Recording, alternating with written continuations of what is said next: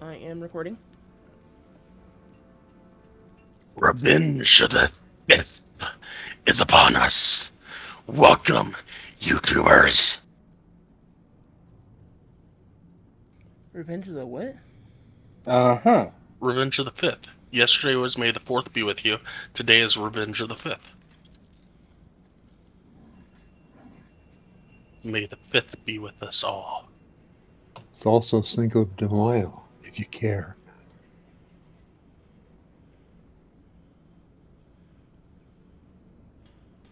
Much. I'm afraid I don't know anything about the holiday. Can't say as I knew.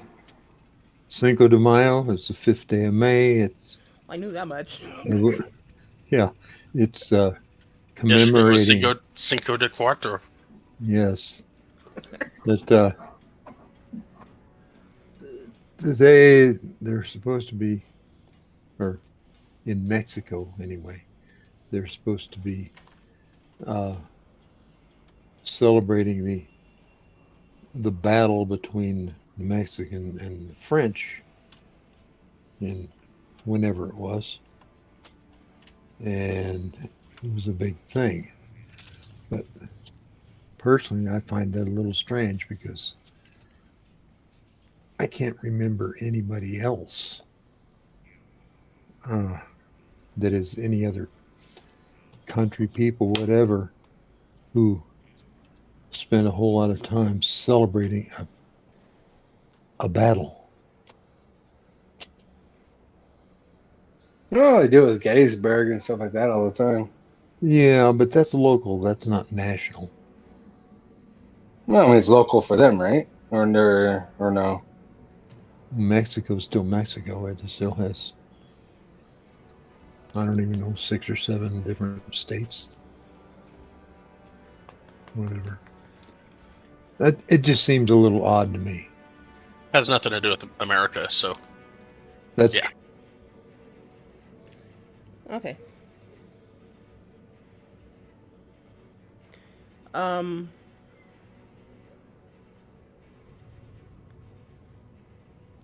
I can still hear you talking in your office. I don't hear you over the headset, Dad. So I think you let go of the button. Did I really? I think so. Sorry. That's okay. Um, hmm, there's still some tokens here you guys don't need to deal with. Can you ping where we are on the map? I have the map of the. Oh, we just got back to town. Okay.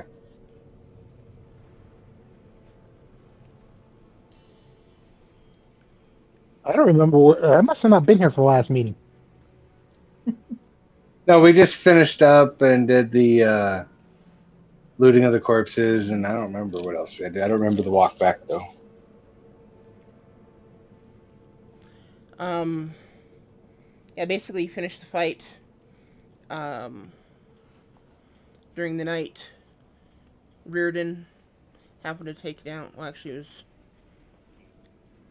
during the night. Something was noticed as you guys were um watching the camp. Something was noticed during the night, but not investigated. And when Reardon went to investigate it in the morning, it ended up being a very large wild boar who he took down with a single shot.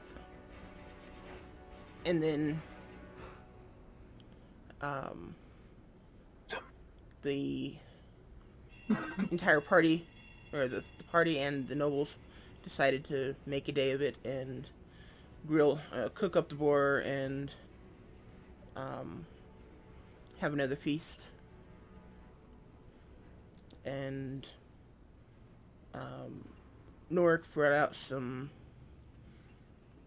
fine dwarven ale for you guys to enjoy from his own stock. You guys asked a bunch of questions, to which you got your answers for the most part. Um, and then you made your way back. One thing I did forget to tell you, um,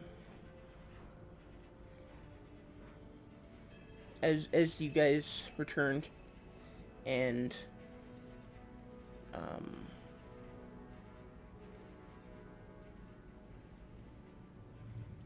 as you were separating, the clan mother um, pulled you aside, Valakad, kind of 10, 15 feet away from the rest of the group, and quietly said, um, over the next day or two, if you have some time, I would like to speak to you in private. Um, there is something I wish to discuss with you. Of course. You're here for you, so we're at your disposal.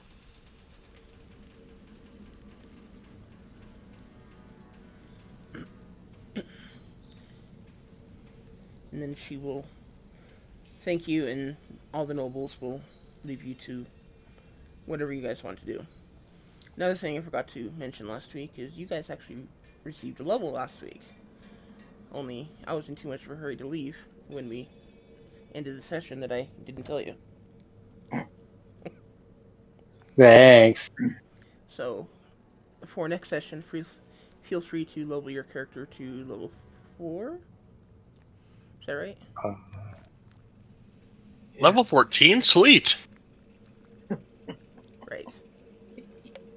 so we can't do it now while we're going through this chitter chatter box.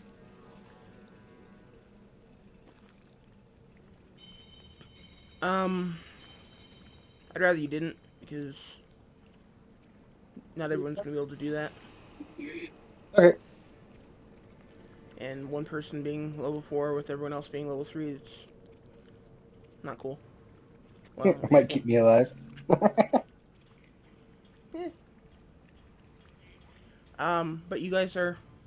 It's about 3 o'clock in the afternoon. You guys have just returned back to the Iron Axe Clan Hall.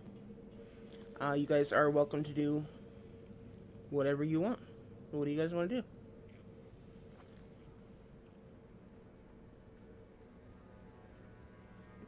I mentioned how do we get paid and for what we did?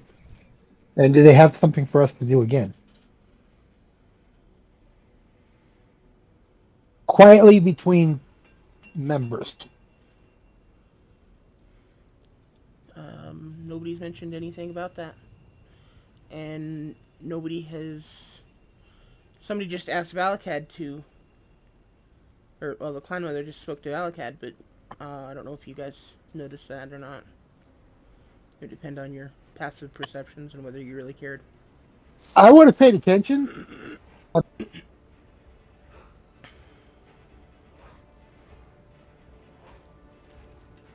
Oh, what's your passive perception?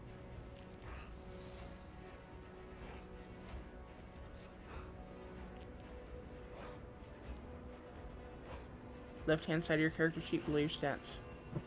I know I was getting there. 13.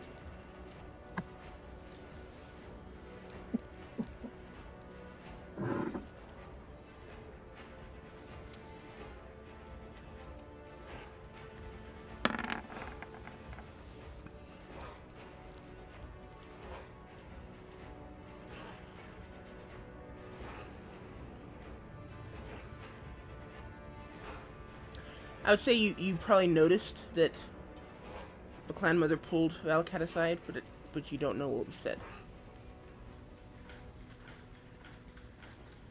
I'm just Completely gonna agree. head. I'm just gonna head to the forge and work on repairing whatever the scimitars I can, and then taking all the um, studs from the leather armor I got and making them into solid bars for further usage. Okay. How many studs did you get again? I know. I remember giving you a number. I don't remember Loading it up. what the I'm number loading was it though. up. Looks like I got 87 studs and 10 scimitars.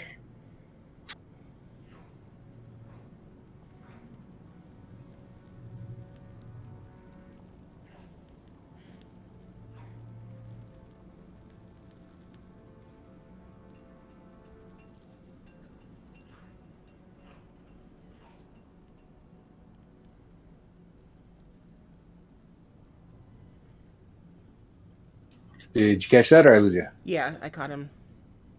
I'm mathing. F all that crap.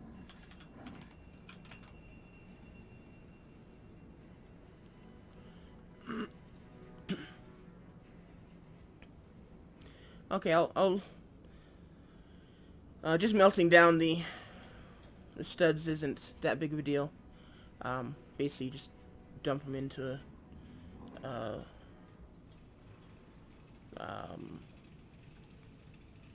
God, I can't remember what that thing is called. Cauldron. Yeah. Oh, Crucible or forge? crucible. Thank you. You dump them into a crucible and um, place it in the forge where it gets hot enough to melt them, and yeah, that doesn't take long. You just gotta wait for them to actually melt. Um, from that, I'll give you. Crap! I just did the math. Um,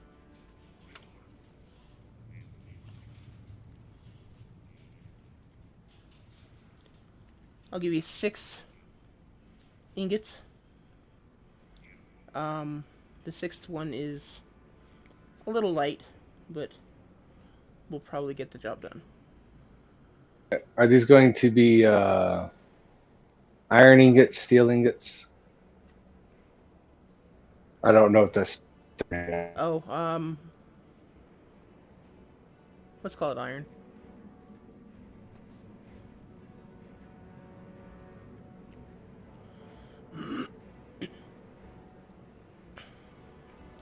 And as far as the swords are concerned, um,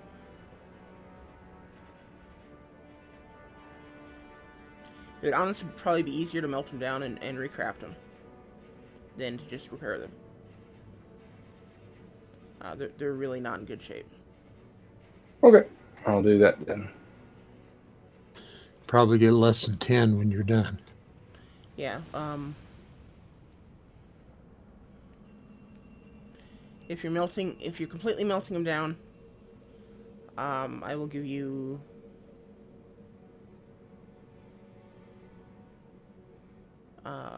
5 steel ingots out of that.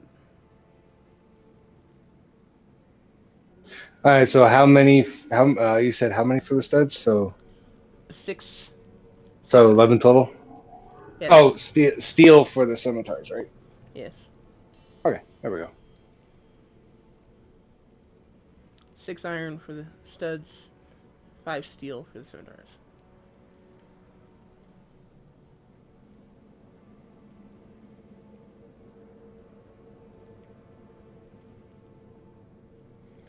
And this will take you all day today and a good portion of tomorrow. That's fine. I guess all the rest of today and a good portion of tomorrow.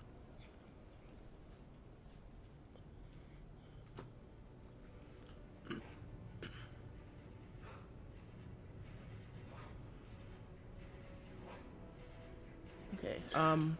I don't know how much those weigh because ingots aren't in the compendium.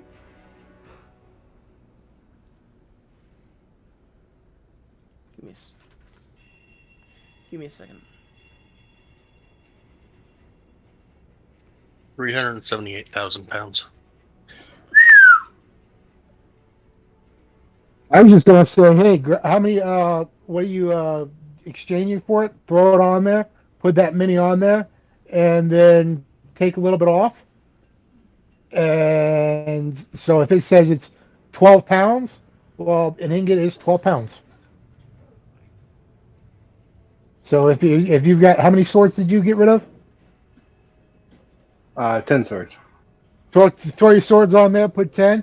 Find out what the weight of it is, and then subtract a little bit because of what you lose when you forge it, and then that'll give you weight for the ingots. I agree.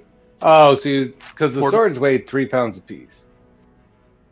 according So to Forgotten Realms, Forgotten Realms fandom says weighs 5 pounds each. for the most common trait bars.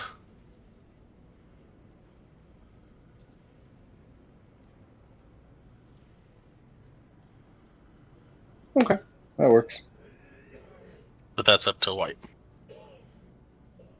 I didn't realize they were going that hard on the, or heavy on the bars. Um,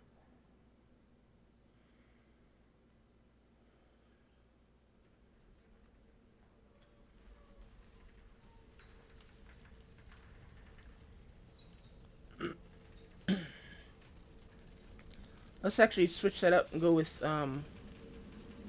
4 ingots of iron and um, 2 of steel. Okay. 3 of steel. I'll give you 3. If we're going that heavy, I didn't realize there were. And you could do a different weight. Yeah, but it's nice to be able to have some consistency, I guess. That's all good.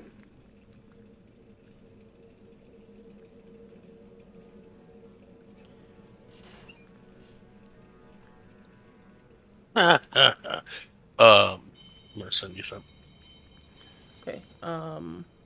And while I'm doing that, I'm going to collect as much charcoal as I can throughout the period. Oh, for your spells. Yeah.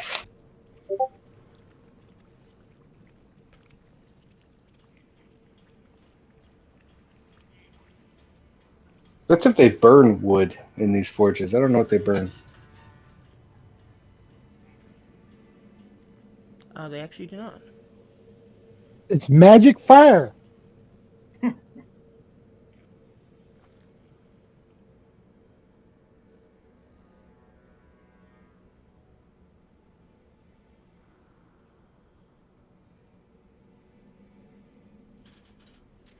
That one's off of Kobold Press,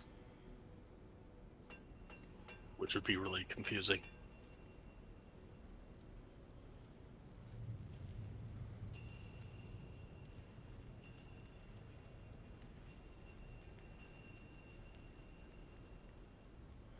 Yeah, that is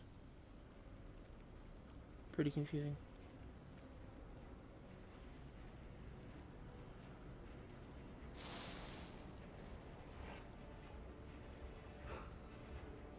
That is actually really confusing. Um. Okay. So, is there anything anyone else wants to do, or you just want to all crash for the night, other than Durkar? I would like to head over to the merchant person that was making me my thingy Thingy? and see if it is ready. What was he was making again? I forget. Bottle of containment. Okay. Um.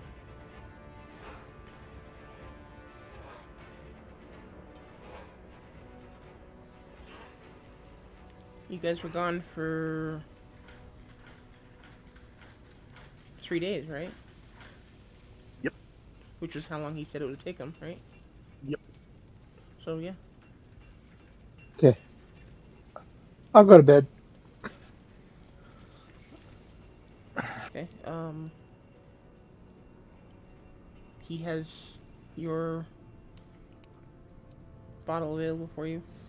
As you come in, he's happy to see you, and he says, "Welcome back. I've just finished it earlier this morning, and I hope you're happy with it." And Let's say I am sure it will be exactly what I'm hoping for. Here is the rest of the payment, as promised. I do appreciate that. And I will leave it to you to create that handout card because I don't remember anything about it outside of the name.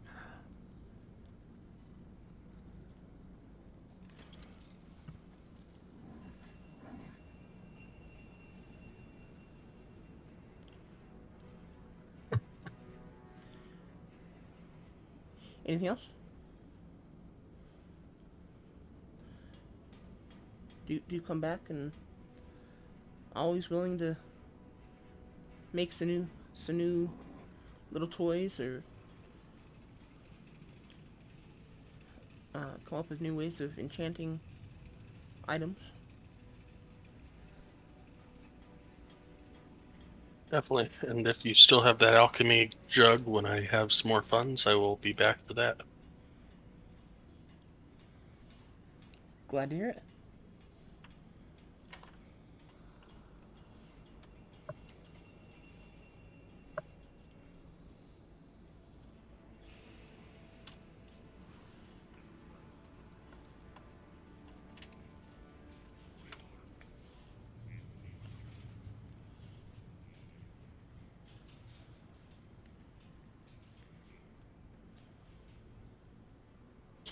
I turn to the group and say that, you know,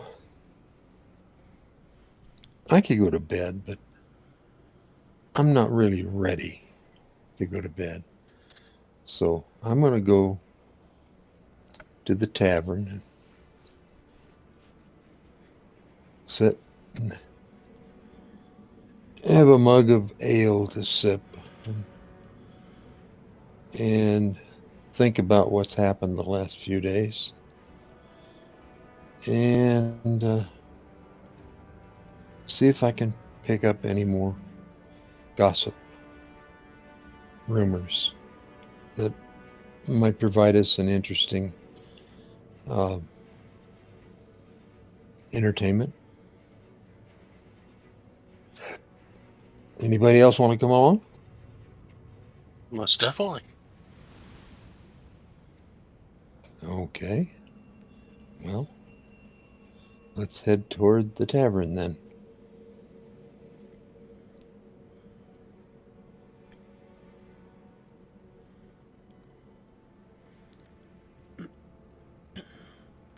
Okay, Reardon, what are you doing? I think I'll go with the tavern with him. Okay. So Durkar's over in the forge. Myrnar has gone to bed. Valakad, Aramil, and Reardon are all in the tavern. Okay. And since I don't know how to find the tavern, I'll let you lead us.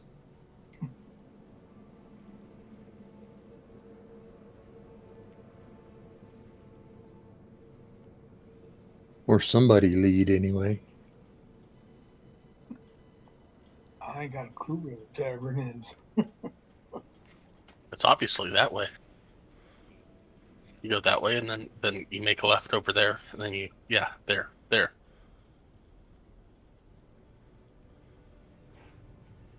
Okay. I don't know.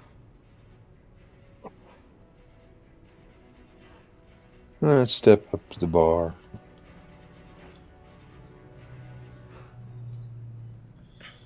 And say, I'd like a mug of ale.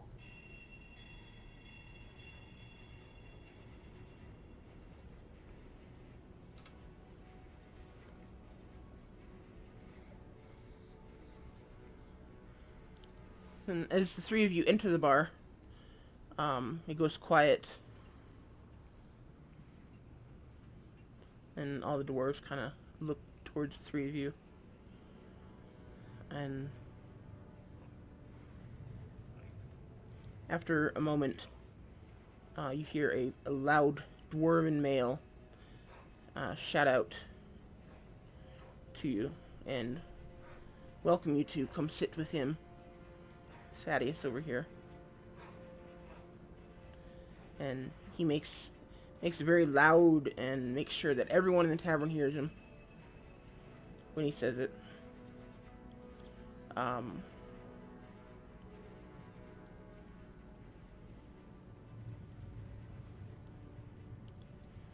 And he also shouts out to the tavern keep. Um,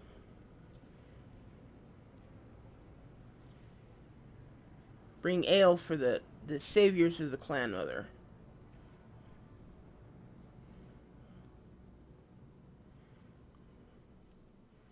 And you can hear some surprised reactions and some couple of comments of disbelief.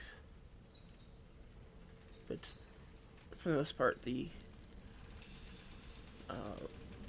tavern kind of breaks out in whispers, and then a few minutes later goes back to the normal tavern sounds.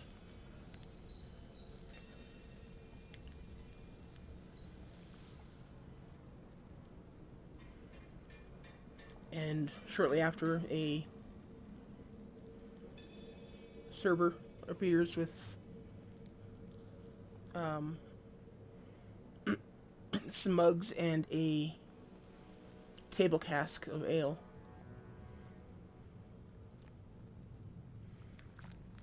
For you guys to enjoy.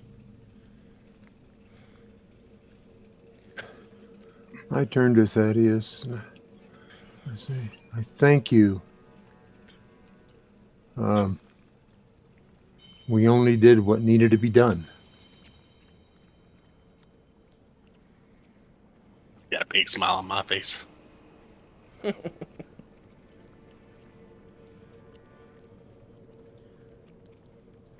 he says, well, I probably wouldn't be alive if you guys hadn't come for us. So, be a dwarf or human, I don't care. You're alright in my book. Okay, well, thank you for that. Basically, the way I look at it is orcs and their kind are just not fit to live with dwarves and our kind. Sorry. Go ahead. That's all. Are you thinking of his dwarf character? Or rather, his orc character, rather. Among others. My orc character? Yeah, in the one-off game from forever ago. Oh, yes. Well, but that's not this game. No. No. It just struck me as amusing that you were saying that still. I should have had my mic muted so you didn't hear me laughing. In the same game that Aramel's in. Oh yeah. Aramel. Sky has a dwarf named Aramel, or not dwarf, an elf named Aramel, in the same game that you have the orc paladin. I didn't realize that. Okay.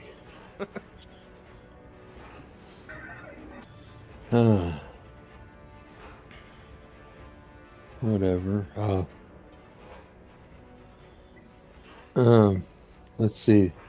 That name was Brogar, wasn't it? Something like that. Okay, well. And as the mugs get delivered, I pick mine up and raise it and say, I want to thank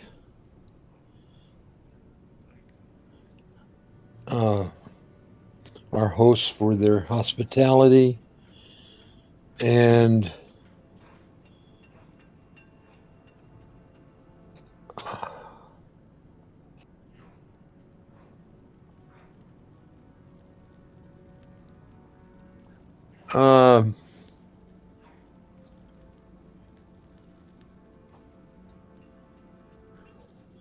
pledge myself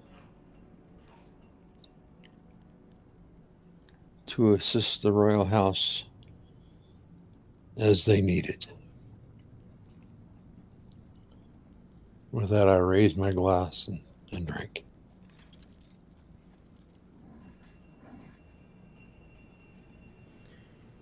Thaddeus kind of raises his in return.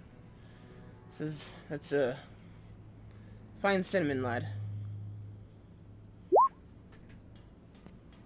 I will raise mine, pat Thaddeus on the back, and say in Dwarven to friends both old and new.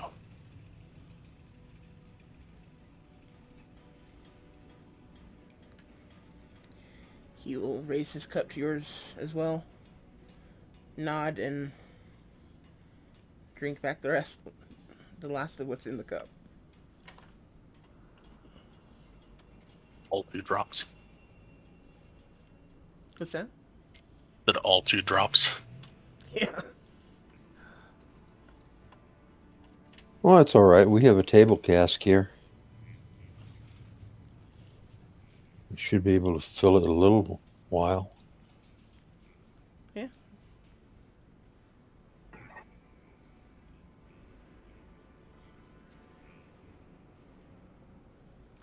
Um, Reardon's being quiet over there. Yes, I am. Remember, I'm a rogue. I'm always quiet. Caramel's a rogue, and he's being not as quiet. That's okay. There's a difference between what you might do here in the clan hall and what you would do out in the world.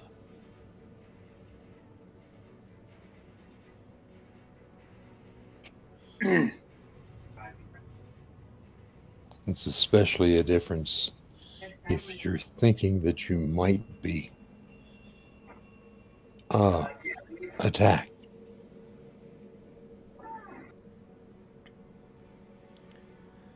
I'm not worried about being attacked.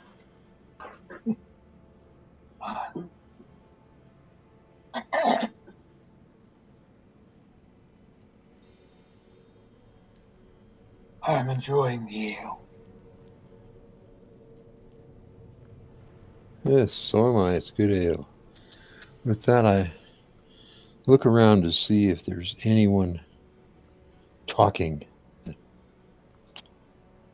that might be either having drunk a little too much and are exaggerating, or uh, someone who appears to think he's telling a secret. Just listen for a while. Do I hear anything? give me a perception check.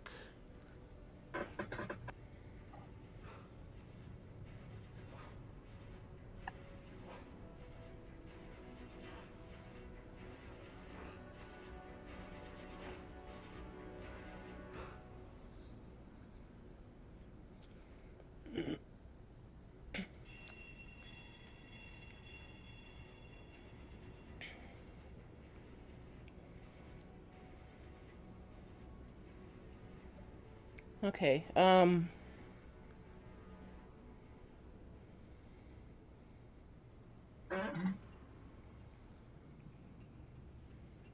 Let's see. How do I want to say these?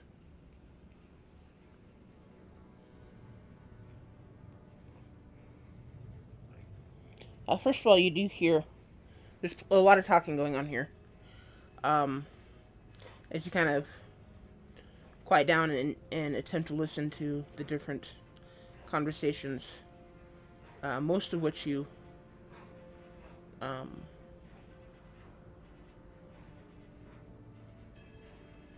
eavesdrop on. Um, it seems to be about you and your companions, ranging anywhere from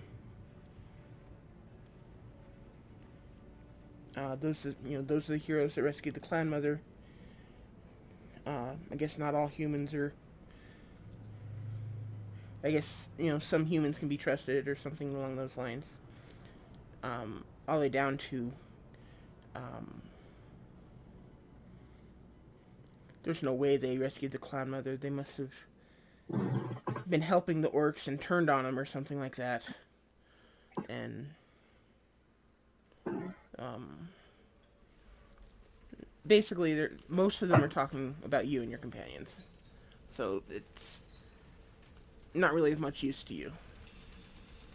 Um, Outside of gauging the way some of the doors feel about you.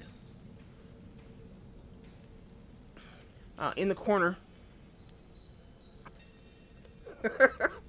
Yeah. What the hell is that gold colored thing? In the corner, you do hear um, there are 4 soldiers sitting together, and they're all fairly deep into their cups. As you concentrate on them, you hear um,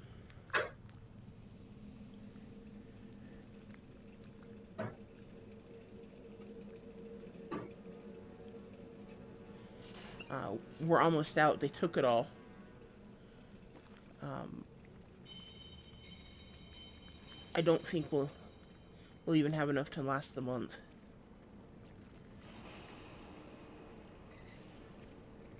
Um,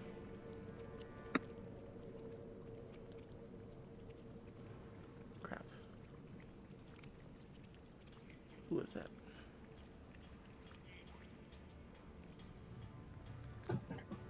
Sorry, I need to look up an NPC name.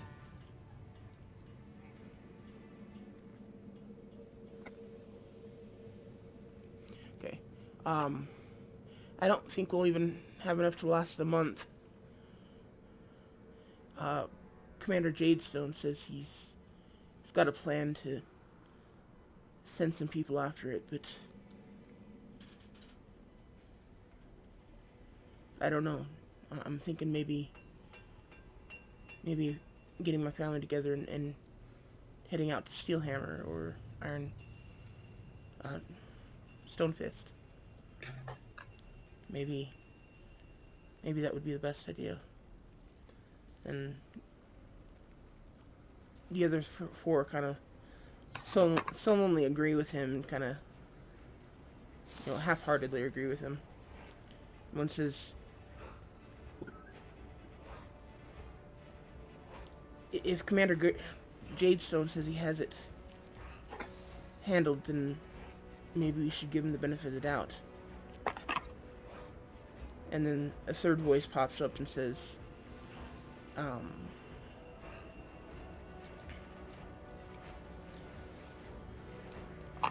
have you ever gone hungry? Do you know what it's like to go days without food? No, I think I'm leaving for Steelhammer tonight.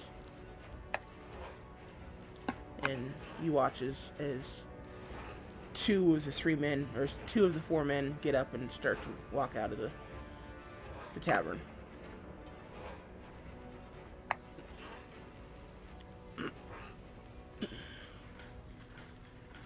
Do you want to keep listening? Sure. Okay.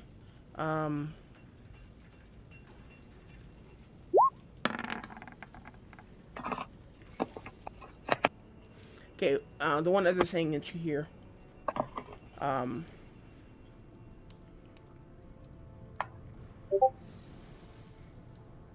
there are 2 dwarven women. By their dress, you can assume that they're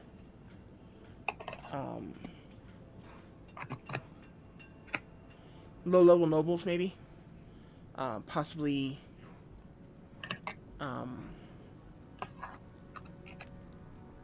servants to the royal family themselves, even. And one of them is whispering to the other, and she says, the clan mother's been very friendly with this this new group of adventurers. Um, she's been very secretive and making lots of plans with them. And I just hope that they haven't gotten her into anything untoward. And the other girls that she's speaking to speaks up and says, um, the clan mother would never do that. If she's being secretive about something, then there's a reason for it, and you of all people should trust her.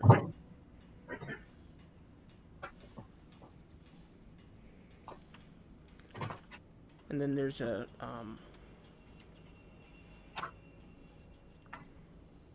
series of loud dwarves laughing and causing a ruckus, and you kind of lose track of the conversation.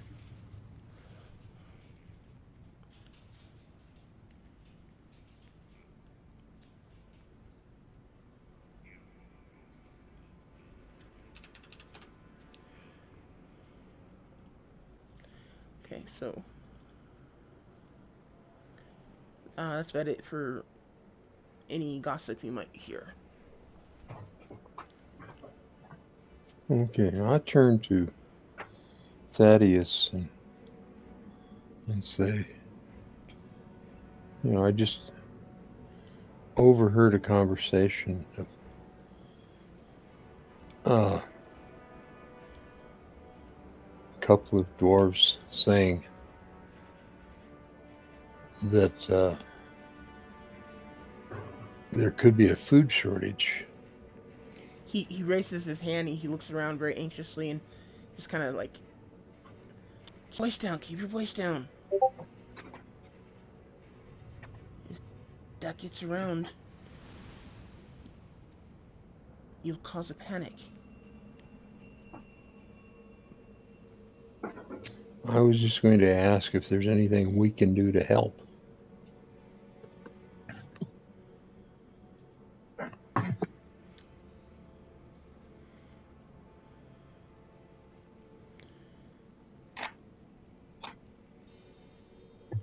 Unless you have access to enough food to feed the clan hall, I'm not sure what you could do to help. I believe Commander Jadestone of the commander of the town guard, or the clan hall guard, is making arrangements. Perhaps you could make it a point to speak with him. He would be able to give any further details. But please, try to keep this to yourself. You really don't need to be starting a panic.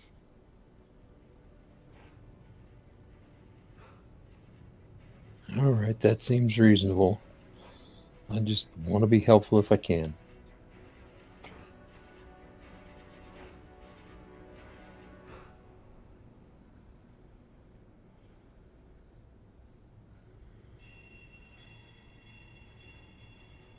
Do you happen to know what kind of foodstuffs are a problem here? The orcs took the majority of our food supply. So at the moment we've got probably enough to feed us for about a month. Comfortably. We may need to ration that to go any longer.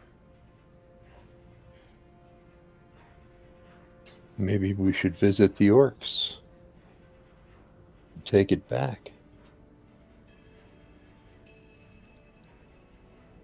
He kind of gives you an appreciative look, and it says, "That would be wonderful, but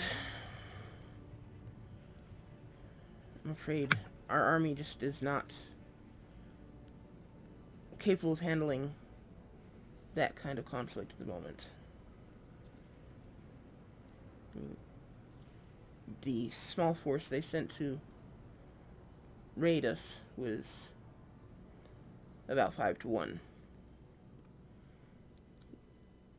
And by our estimates and our scouting estimates and historian tales, there's a good chance they are number in the hundreds to 1. So I'm not sure that we'd be able to handle that fight.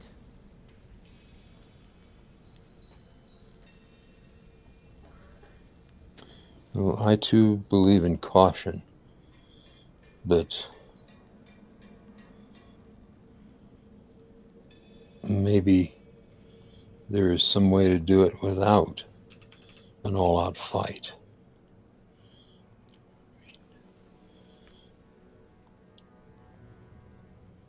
Don't know. Certainly something to be mulled over. Now, I'm afraid that's beyond my purview. If the clan chief calls for a march on the orcs, I'll be right there on the front line. But until then, all I can do is what's asked of me.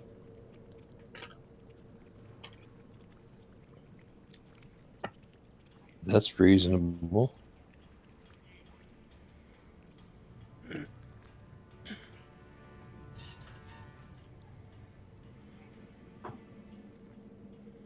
My only problem with that situation is that I have always felt that when you have a problem, you face the problem. You don't just hope it'll go away. And that's what I do. Well, like I said, arrangements are being made. I'm just not privy to them.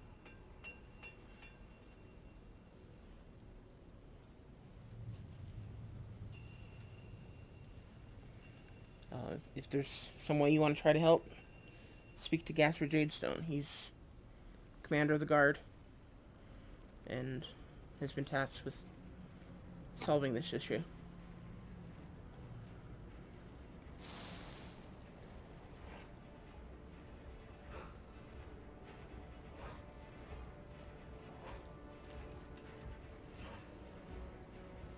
Sounds like something to look in the morning.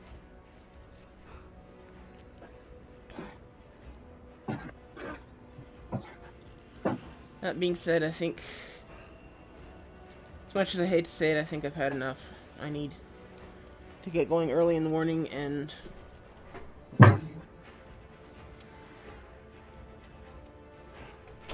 need to get some rest. I thank you for joining me tonight, and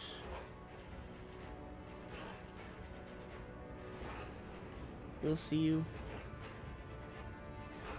around. I look forward to fighting with you, or fighting next to you in the future.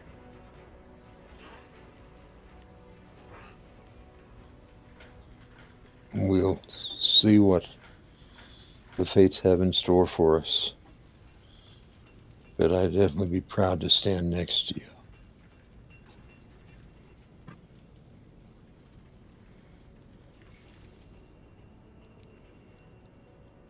With that, he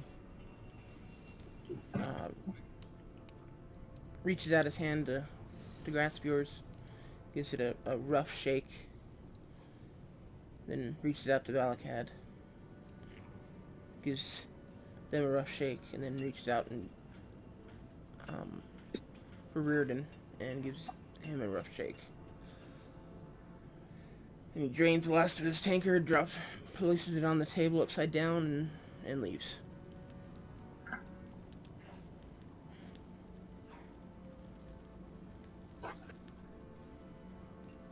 I sit back down and I look at Reardon and Valakad. Let's see. Any comments? Suggestions?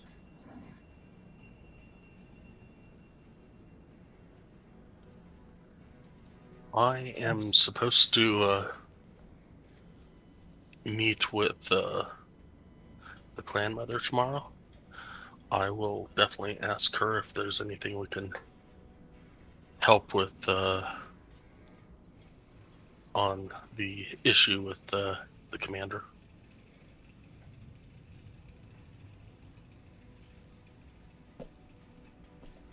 That seems reasonable. May I go with you? That's a good idea. You specifically asked if she could talk to me. I don't know if I'm supposed to bring anybody along with me or not. But I'll definitely fill you in on everything that transpires. All right, I'll leave that to your judgment. Just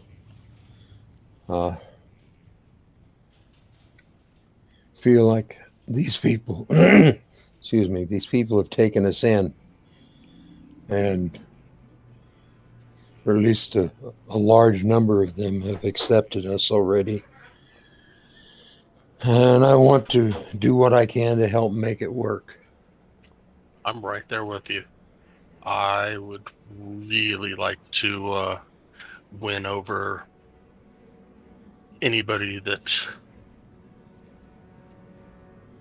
doesn't like my kind, and I'm really hoping that I can win them over. So, and obviously that would help in doing so.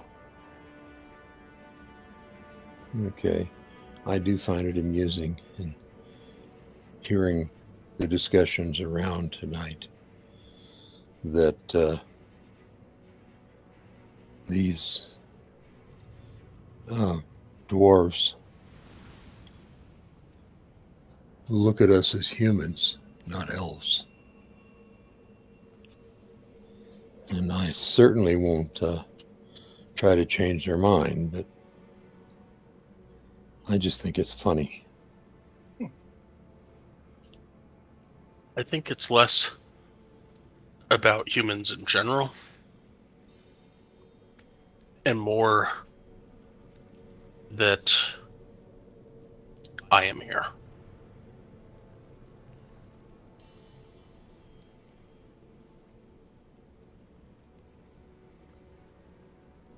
Because I need to ask a question. Just one sec.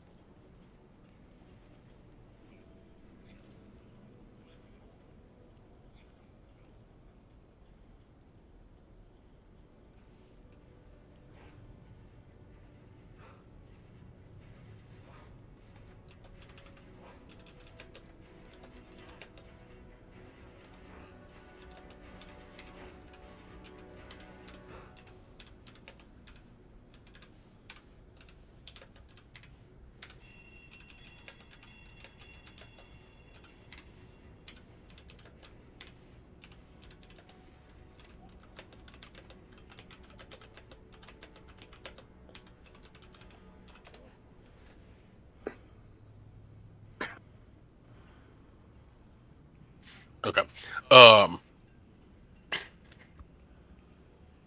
Because I'm human, I totally understand their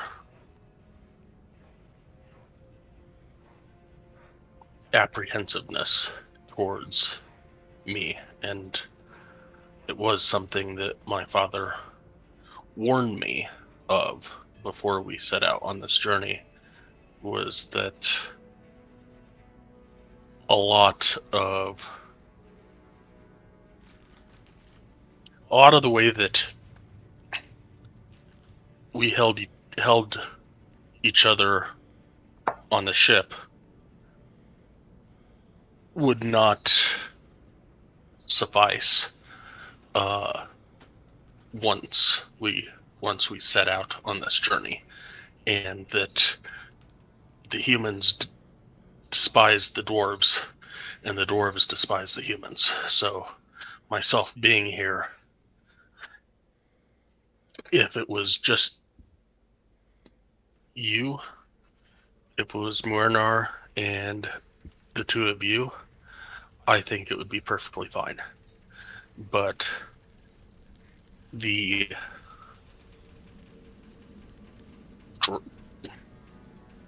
dragon-born lizard thing and myself, I think they are very apprehensive about.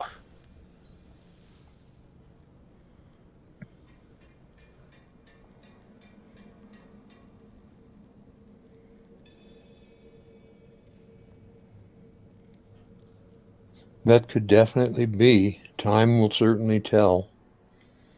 But the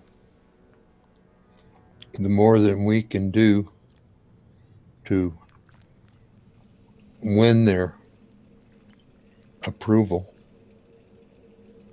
the better chance we have of belonging here.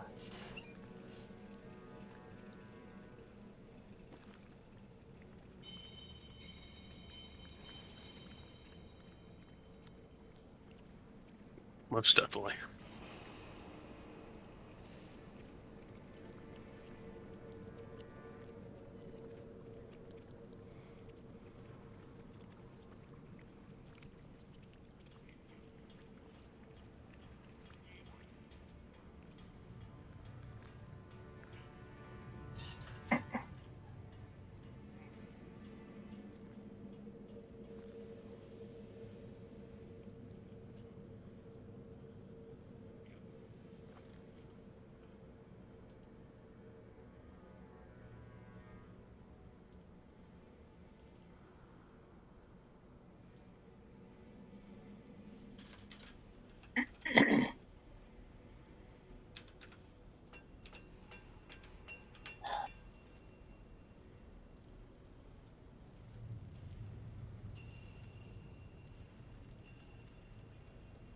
Well, I think I'm gonna go and take my leave and go get some rest. It sounds like a good idea. Let me know what you find out. Most definitely. And with that, I pick up my mug and drain it, turn it over on the table, and get ready to go to my bunk.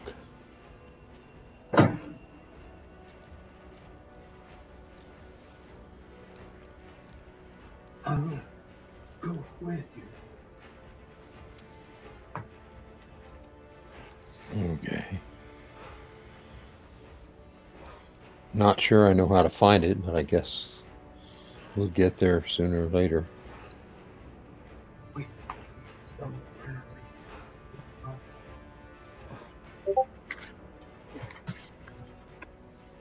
Sorry, what was that, Rudin? We can stumble around like blind mice. Well, that works too. Well, at least y'all can see.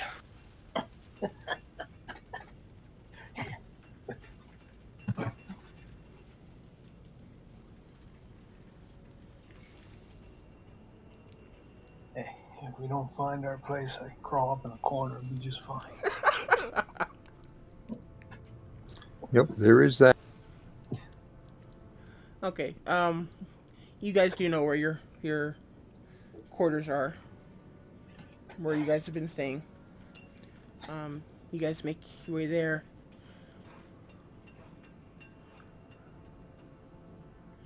Um,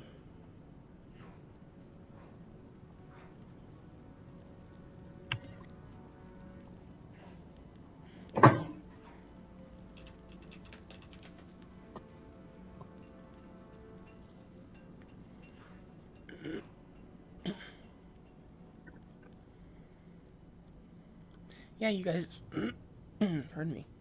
You guys make your way to your quarters, get ready for bed, and you crawl in after a long day's march in the cold and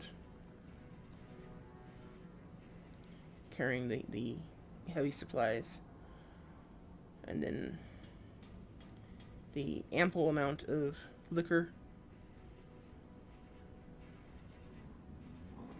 Um, yeah, you guys are pretty tired.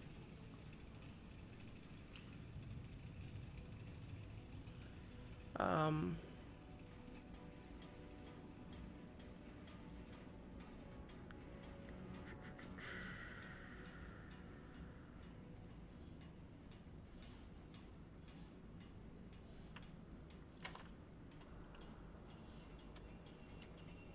give me just a second here.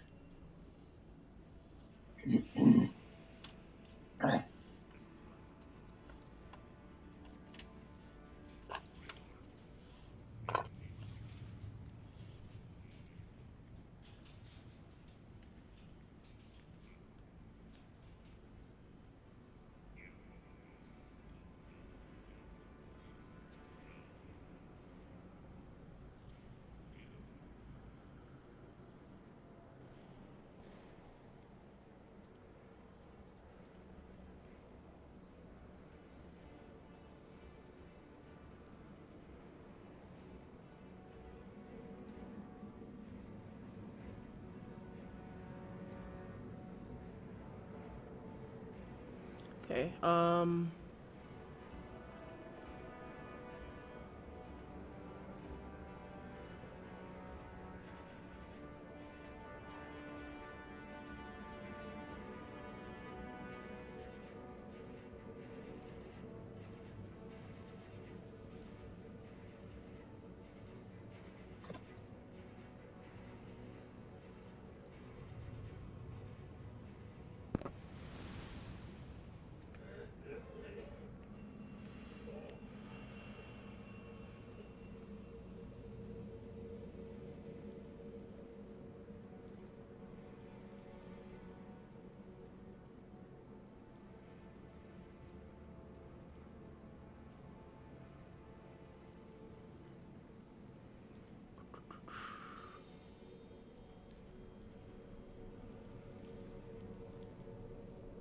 Sorry, I'm looking for a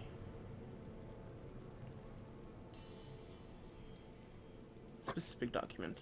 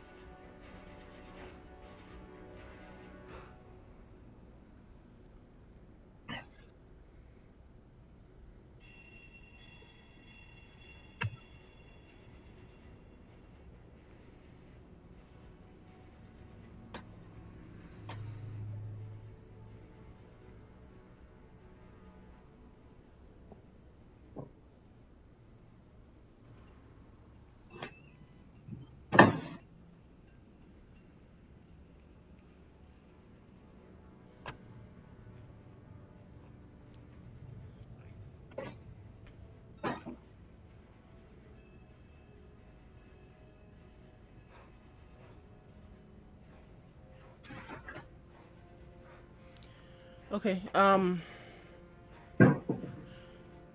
As you guys are sleeping, Sky, I'm going to take you into another channel. Or Valakad, rather, because you are choosing not to take a tincture.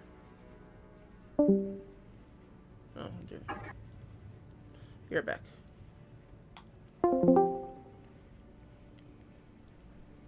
Okay.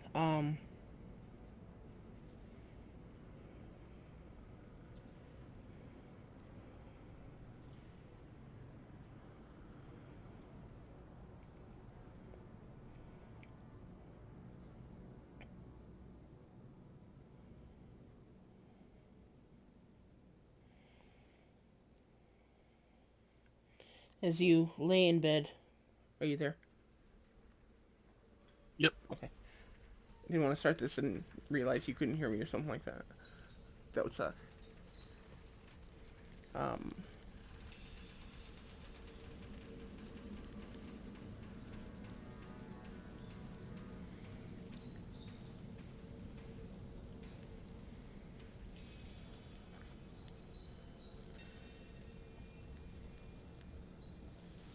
let's see.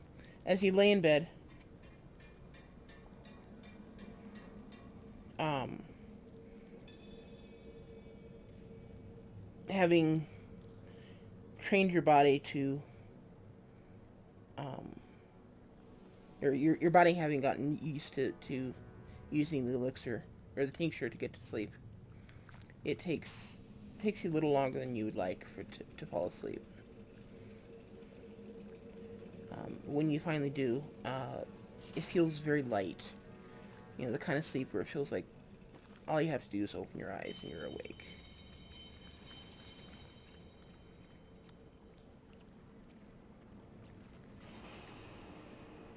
But after after a little while, you start floating, and after another few minutes,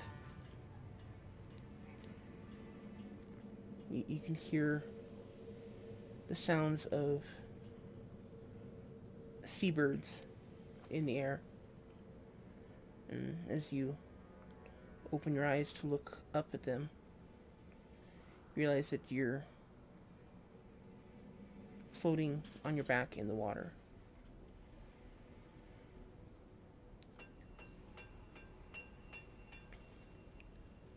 You are wearing nothing but the barest of clothing, and you can see your ship about 50 or 60 feet off to your right.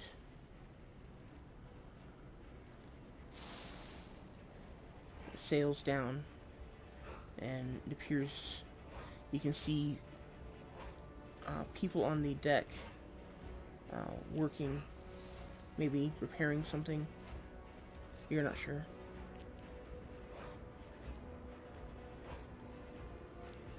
But you continue looking around, and in the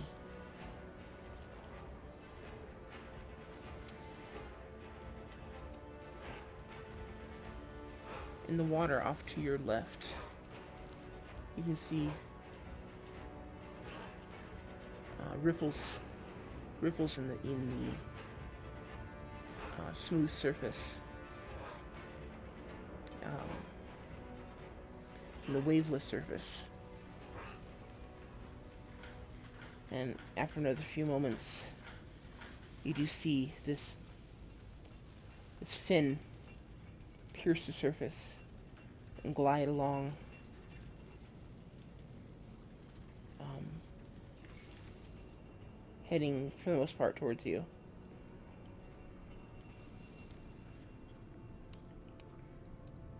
It's a thin fin. It's not a shark fin. It's thin, um, almost fish-like.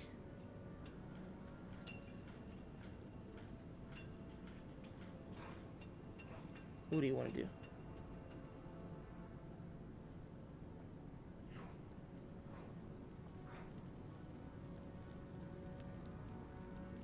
Does it feel like an ocean sea kind of thing, or like a lake?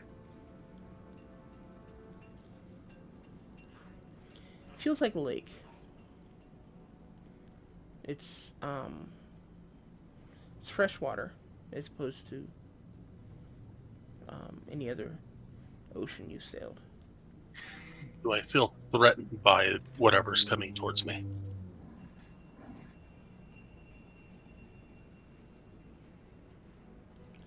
Roll me an insight check.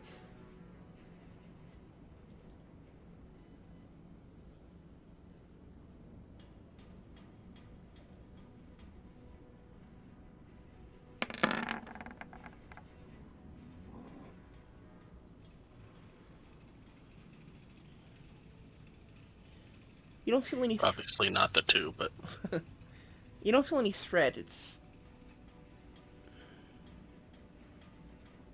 can feel power.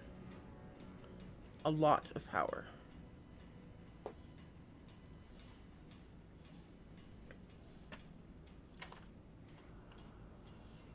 I will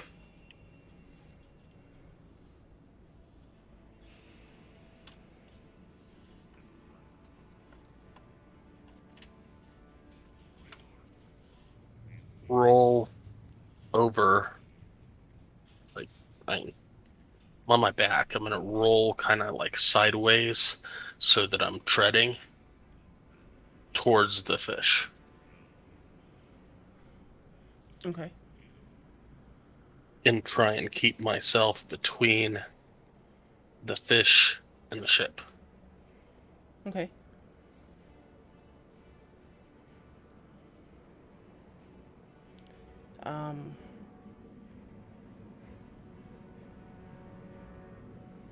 As you do, the fish, as you start to move and kick your feet, the fish changes direction and starts to head directly towards you.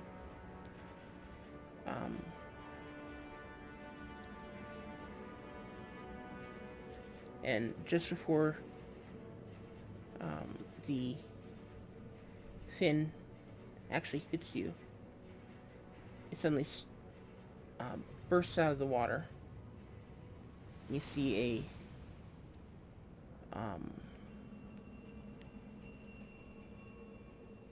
a humanoid form with a fish tail.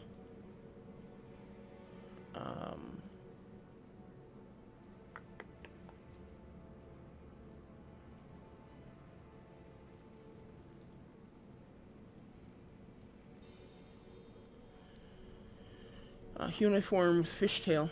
The top of her body looks female, human. She's got a clamshell top, and of course her legs are covered in scales because, kind of looks like a mermaid, essentially. And she's carrying a trident with a net. Trident in one hand and a net in the other.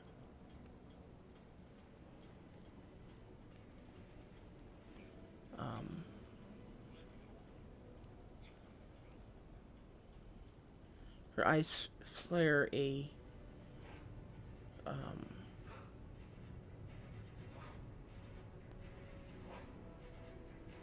pale blue color as she looks down at you.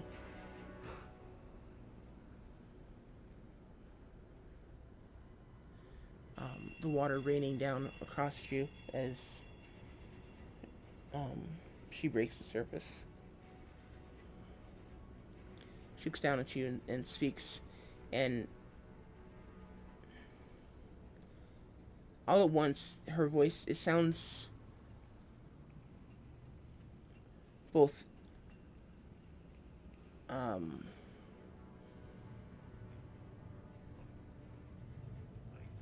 ap- what is the word? Unimaginably loud and soft as a whisper at the same time. And you can feel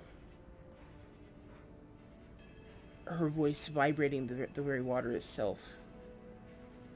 And out of the corner of your eye, you can see, as she speaks, the ship is rocking back and forth in the waves that weren't there until she started speaking.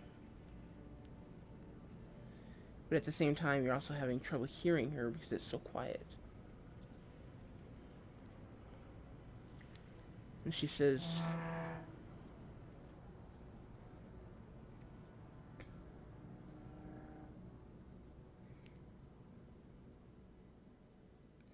um,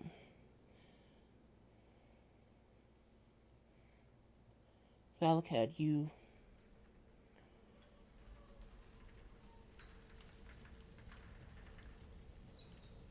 have chosen to muffle my words.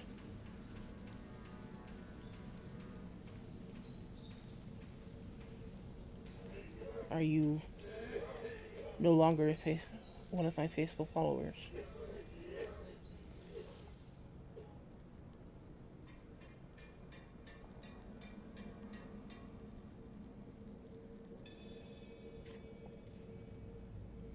I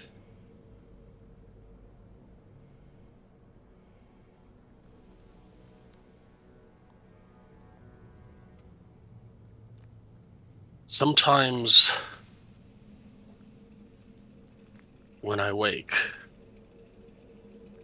it is with much pain that I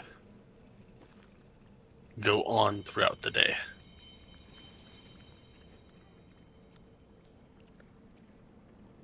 So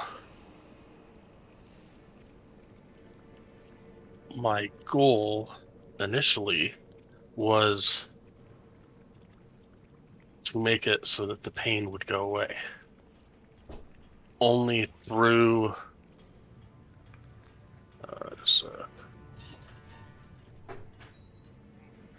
only through talking to a dwarf here by the name of Edian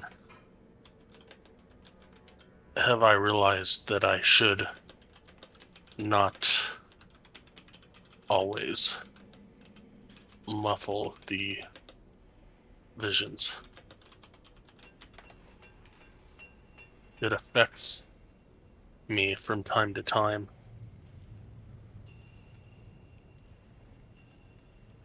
And in a negative way.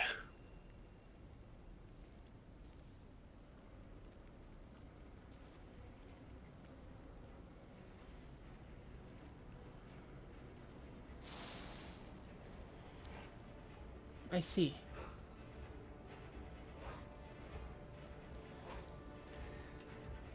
I shall attempt to temper my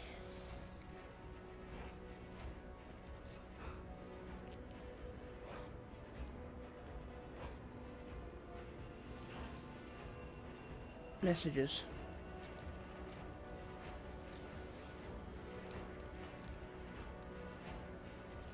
And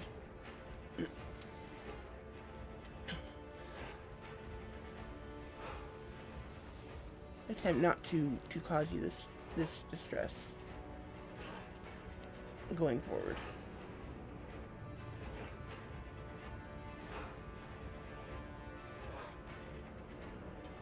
But if you intend to keep using this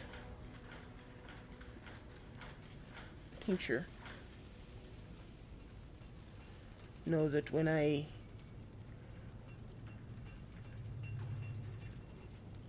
am determined, my message will still get through. I can't promise you how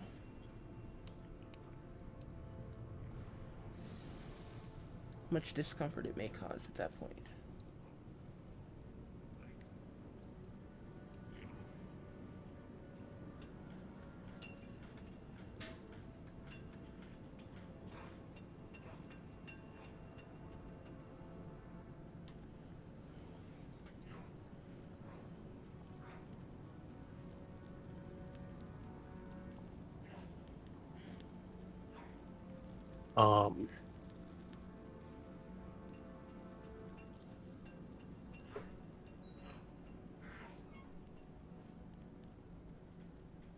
Then I shall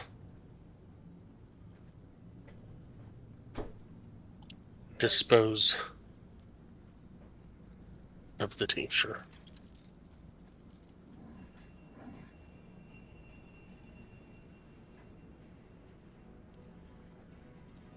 For you.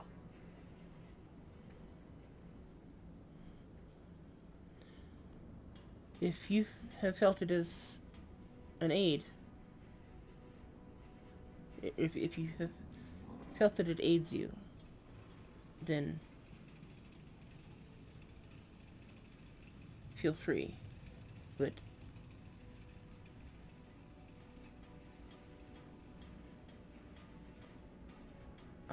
just want to leave you with the warning that, as my chosen, there are times that the message must get through,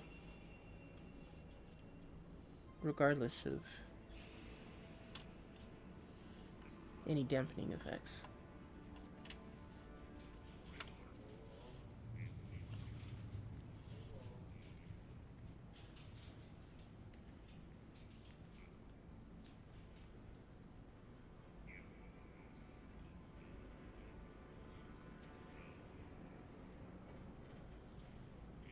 I understand. I will try and use it sparingly so that on days that I don't expect to need to do strenuous activities, you can reach me easily. And if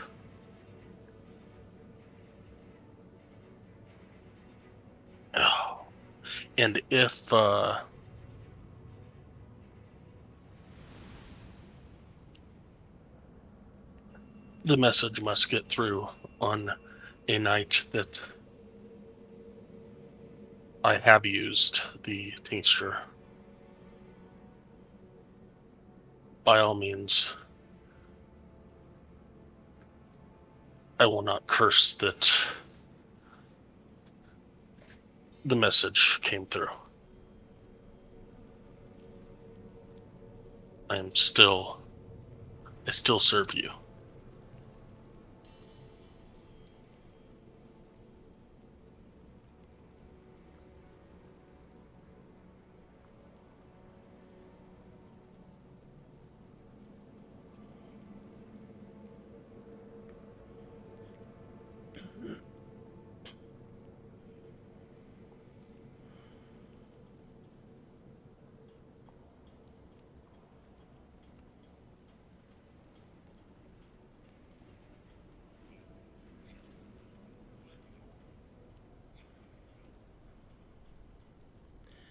I'm glad that you've chosen to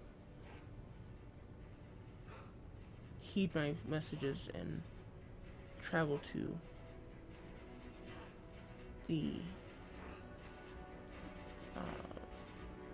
home of the dwarves.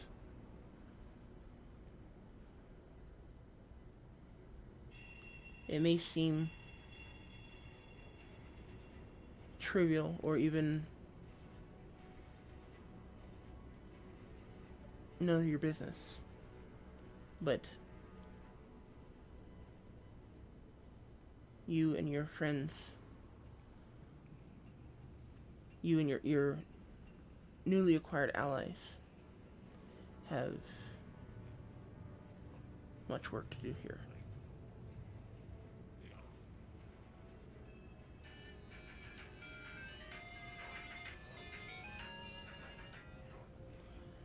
And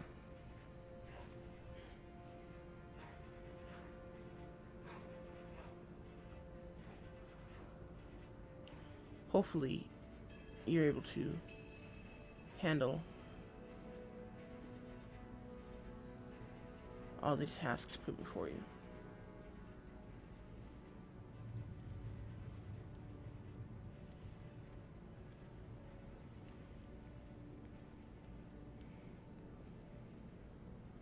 I will try my best for you.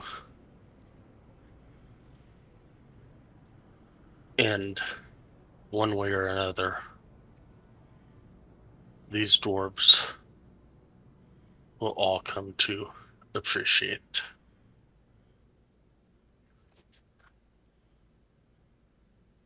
my kind as well as you.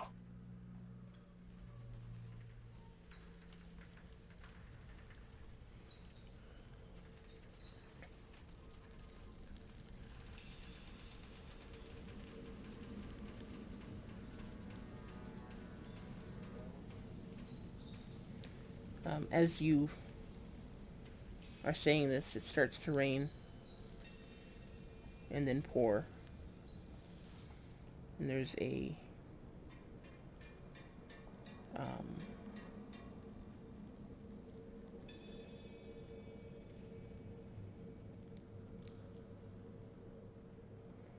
the sky suddenly fills with um, dark clouds, and you can see lightning strikes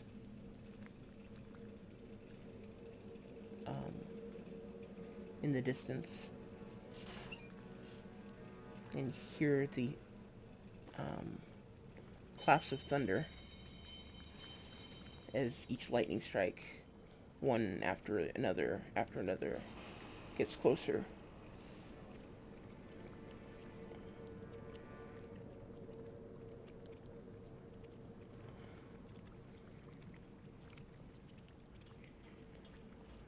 Um, I'll go back to laying on my back and looking straight up at the sky.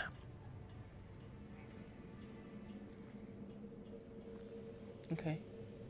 Um, as the lightning strikes get closer, um, you can see they're starting to strike Estra herself, and or the image of Estra that you're seeing, the avatar, whatever you want to call it, and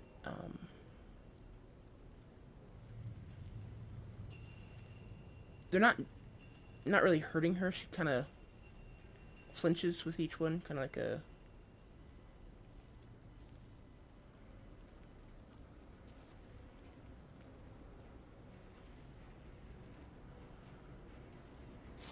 I don't know, they're affecting her about as much as you would expect to be affected by like a static shock from somebody dragging their feet on the ground.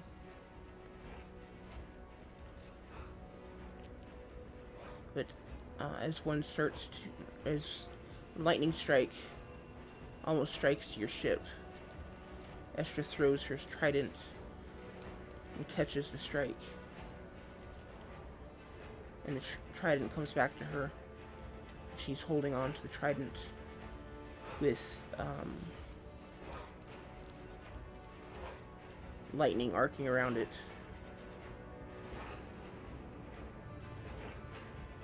And you can see that this is uncomfortable to her.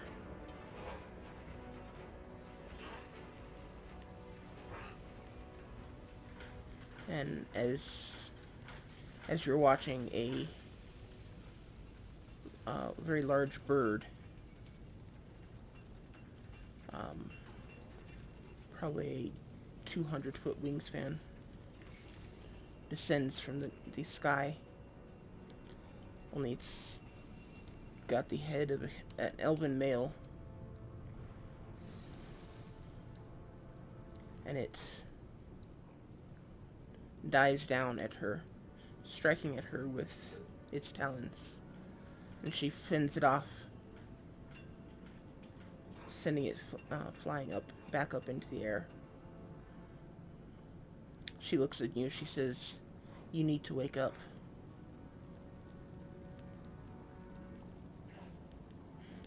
And the bird, seeing you, dives down at you.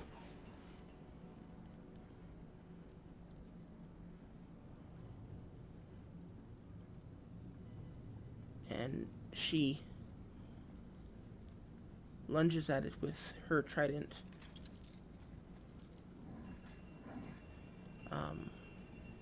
Striking it squarely. But as it dives into the water, it takes you down with it. Its momentum carries you down into the water. And from the impact, it knocks the breath from your lungs, and you're choking and gasping.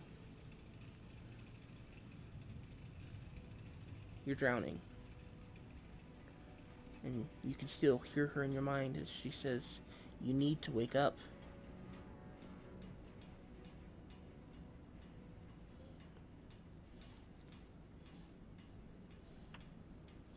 Are you doing anything?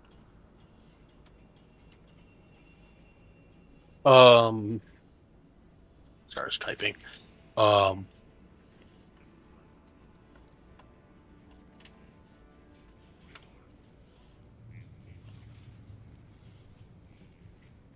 I'll try and roll over on my stomach, and I would assume, being a privateer, aka pirate,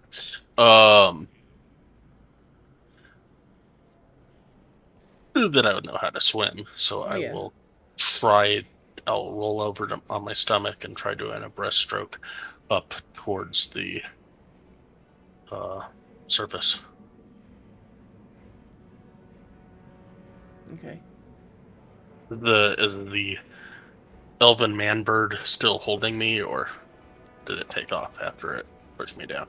Oh, it is quite a ways below you as its momentum carried it much further into the water than you.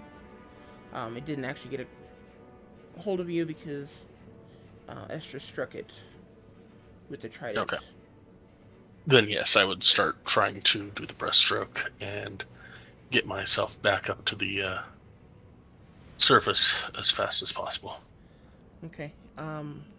Give me an athletics check.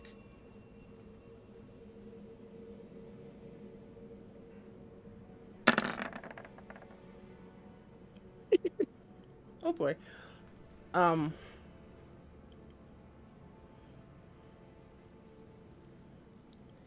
you struggle for the surface, but just before you break the surface, um, this bird, man bird, or elven man bird, whatever you want to call it, that you are struggling against, grabs you, pulling you deeper.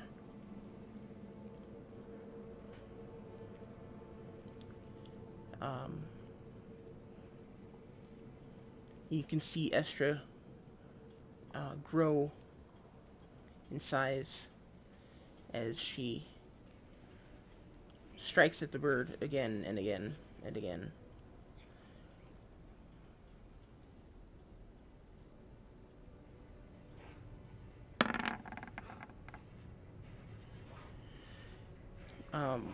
Finally, it releases you, and you're able to struggle to the surface.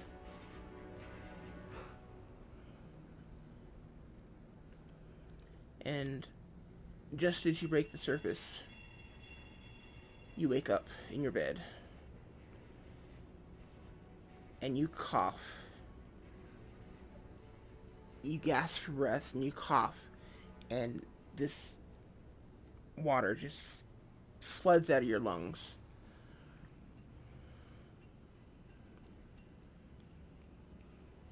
Um, yeah, yeah, your lungs were very full of water when you woke up. You had to cough them out, empty them. Um, your bed is soaked, so is the entire area around it for about 5 feet.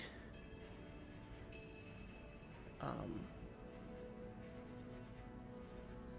there's water dripping from the ceiling. Yeah, but you are awake now, and you have a pretty bad headache. Your ribs are bruised, but you're awake. Woohoo. And let's go ahead and go back into the other channel now. Cool. Okay, sorry, that took longer than I expected it to.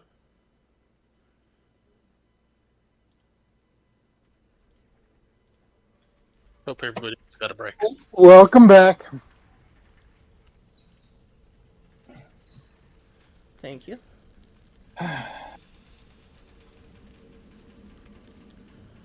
Um,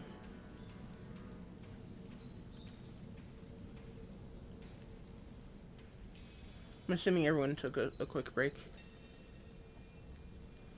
Probably wasn't very quick, but I'm assuming everyone took a break. Yeah, per se. Okay. Um, Is everybody here first?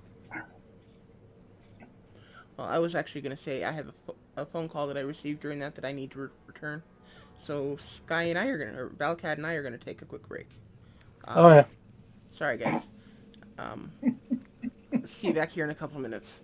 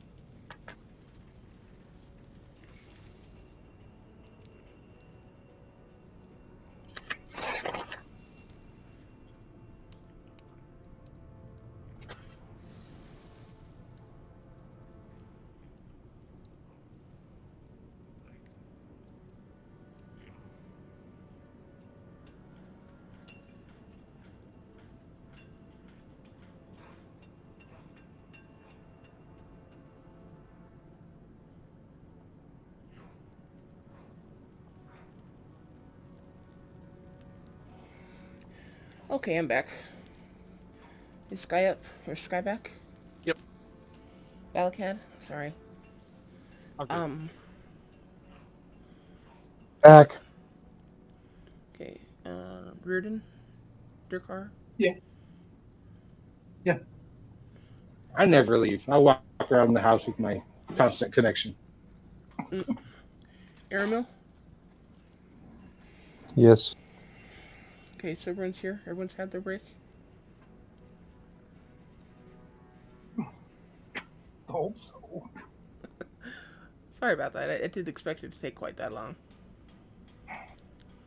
Now we're gonna have to go watch it because we're curious. You're welcome to. I don't like to break that way, but sure. Nothing.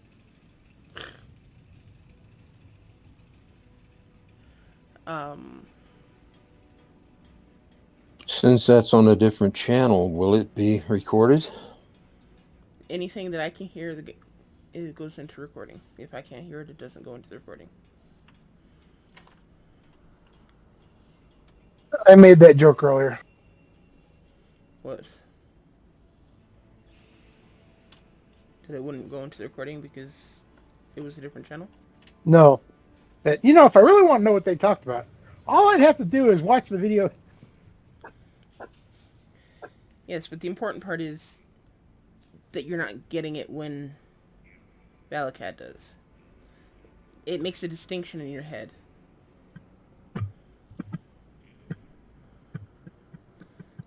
And you guys are more than welcome to go see the videos, see the video to check out things that happen in the other channel. And that's going to happen more and more often with more and more people as the game goes on. Well, if you go the route I'm expecting you to go, it will anyway. If not, then who knows?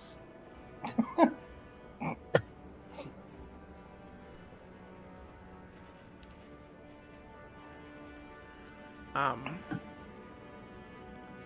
Anyway, If not, a bolt of lightning might come and strike you down. Well, if that's the case, I'll take a left instead of a right. Jeez.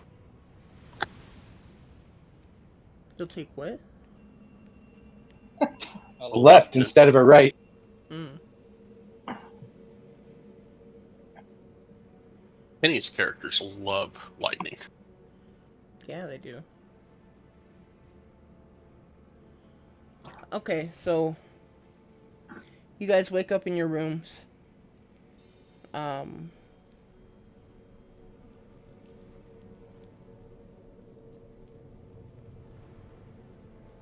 I don't remember. Does anyone share a room with you, Valleyhead? Like Aramil? Does Aramil share a room with you? I don't think so, but I'm not 100%. Not that I know of. Okay.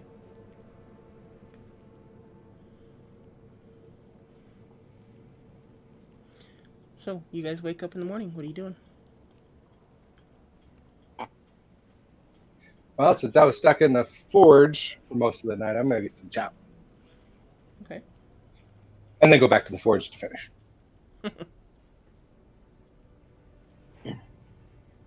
I'm gonna pack my gear so I'm ready to go if that's what happens. Okay. I'm going to go through my gear and clean it up and maintain it as well as I can and pack it. And then I'm going to go up to the tavern and see about some breakfast. Okay.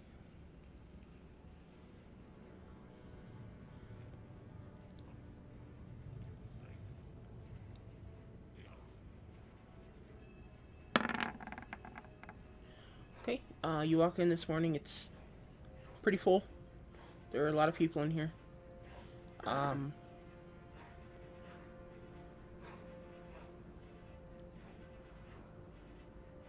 Nobody seems to. I mean, people are definitely watching you, and you know, there's a few whispers, but nobody seems to be outwardly hostile as you walk into the tavern.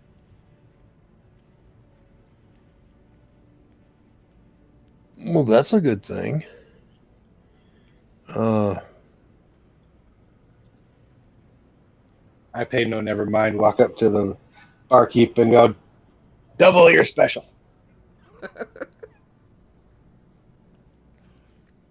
Kind of looks you up and down for a moment, gives you a stiff nod, and says, "Take a seat. We'll bring it out to you."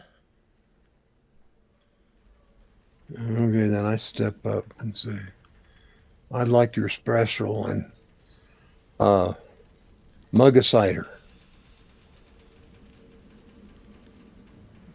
How much? Oh, I didn't even think about charging your car.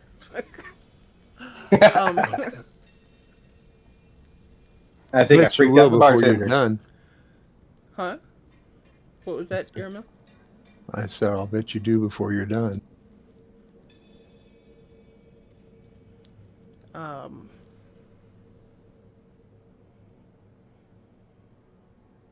let's go with 5 silver.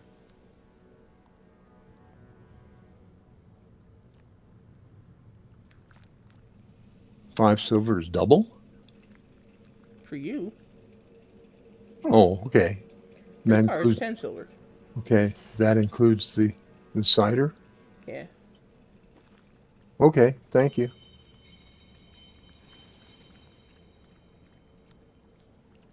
So Dirk, he charged you 10 silver, okay? Okay, I'm still a sooty mess and sweating all night. Yeah. If Dragonborn sweat, I don't know. I got dirty. I'm still dirty. What I'm gonna order some coffee. do you think this is? Starbucks? Yes. Mm, Coffee, okay. What's hilarious is my dad hates Starbucks. Bunch of I don't see coffee. the point.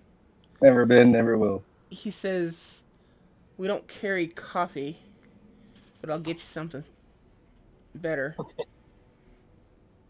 that's fine. I appreciate that. You want food too?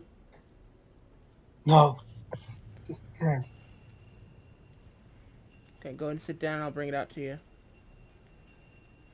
Um, That's what I do. Mirnar, anything for you? Or Mirnar, Valakad?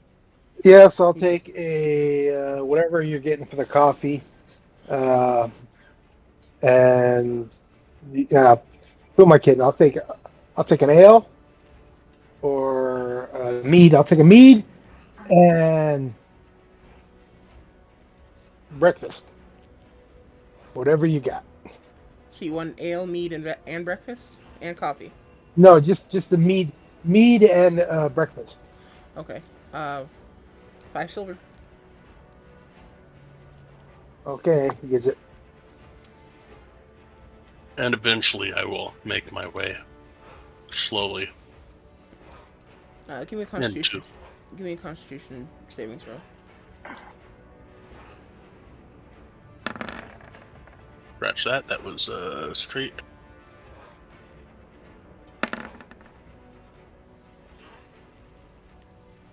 There you go. Okay. You do have a point of exhaustion.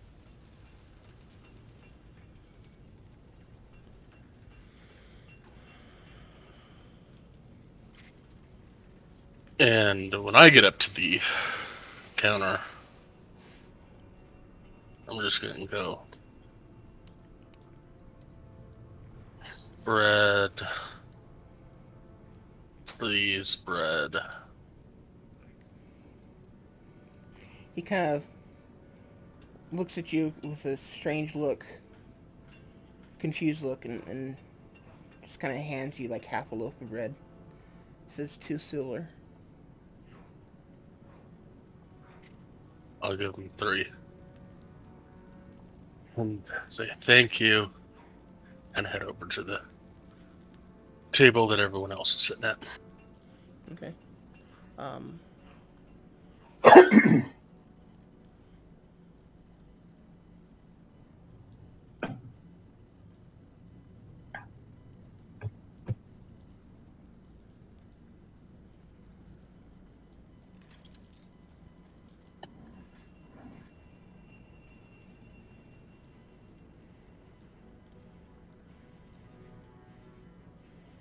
Okay, uh, after a few minutes, he comes out with all of your orders on this huge tray that he is totally holding with one hand. Um, Reardon, he puts a large mug of coffee substitute in front of you. Um, it smells very heavy with cinnamon, but when you drink it, it's like concentrated coffee, only it doesn't quite taste like coffee. Oh boy. But you definitely feel the kick. And what do I owe you for that? Oh, that's on the house. Thank you. Oh, And he holds up a large pitcher and offers a cup to anyone else who wants some. If you guys want some. No, I'll pass. I'll take some. Okay, he pours you a cup as well.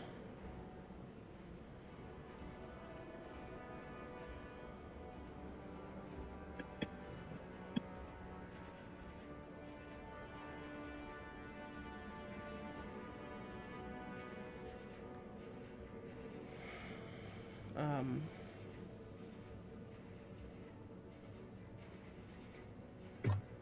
so yeah, you guys are eating a hot breakfast, much better than the oatmeal you have eaten on previous days.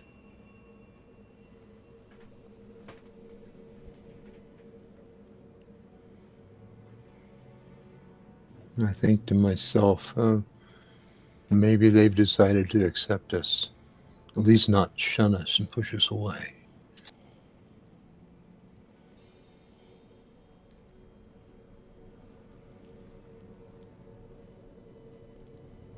Maybe.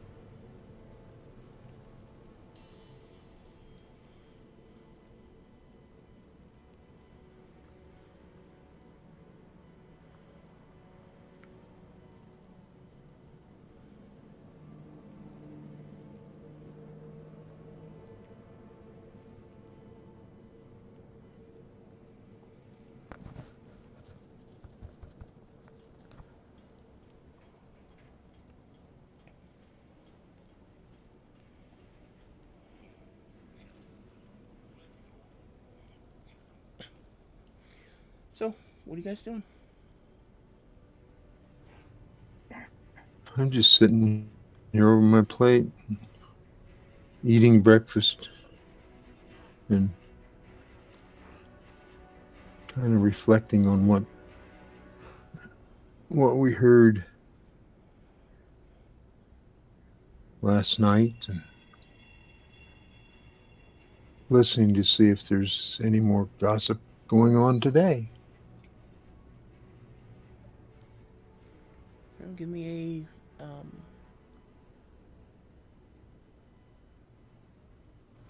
perception check.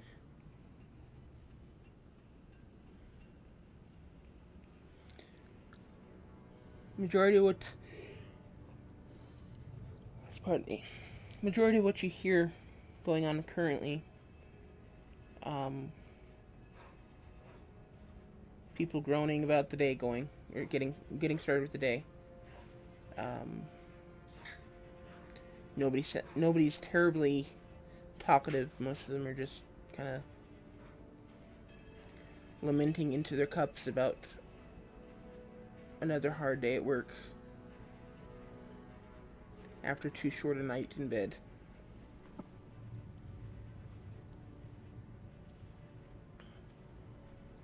That's pretty much my sentiment as well.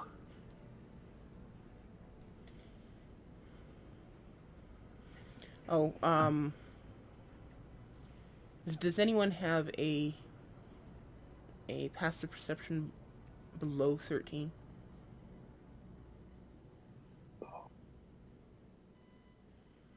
Passive perception should be on the left-hand side of your character sheet, underneath your stats.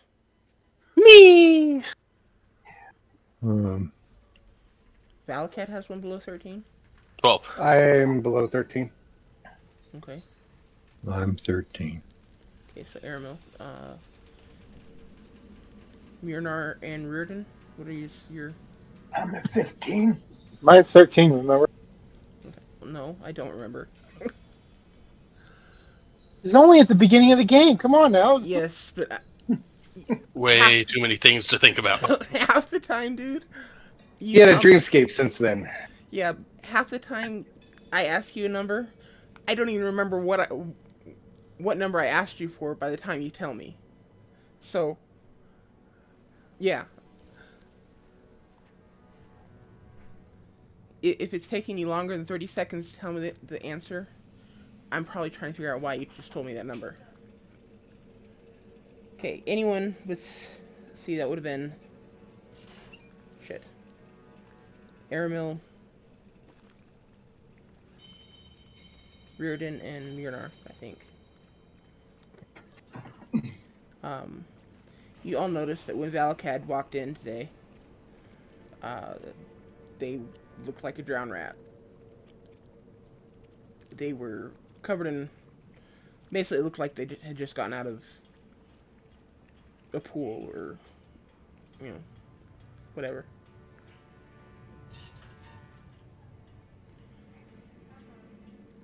So, yeah. Now I look up and say, hey, hard night?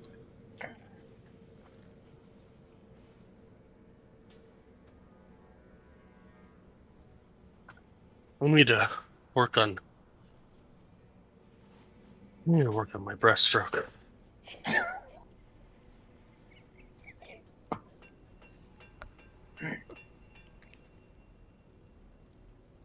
I give him a quizzical look and go back to my plate. There's a. Have any? Have any of you seen a large bird? Like really large. Like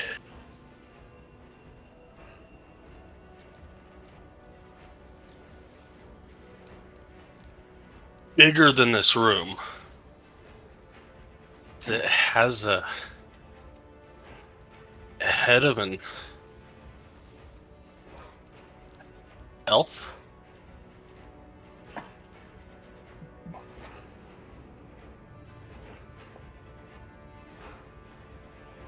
Someone's been getting into something. No, I I didn't haven't have seen that anything like much to that. drink last night.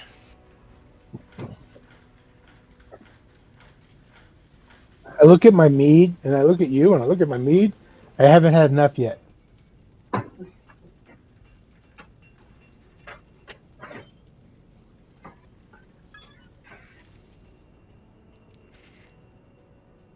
Well, apparently, like something like that exists somewhere. Maybe. Yeah.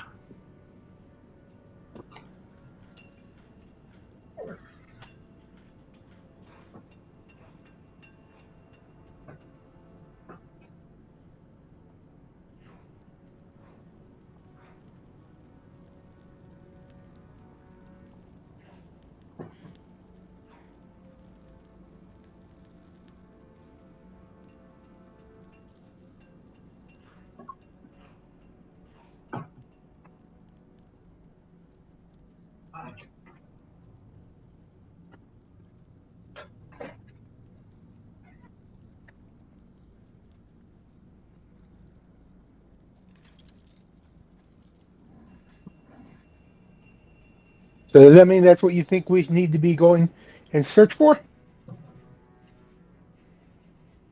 Not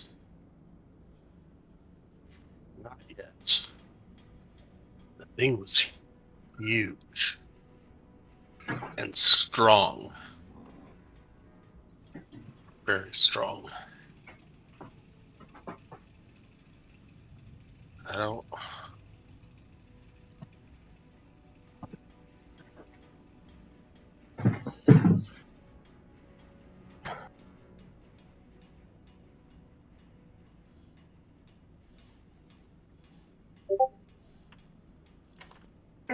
I don't. I don't know. It was strange.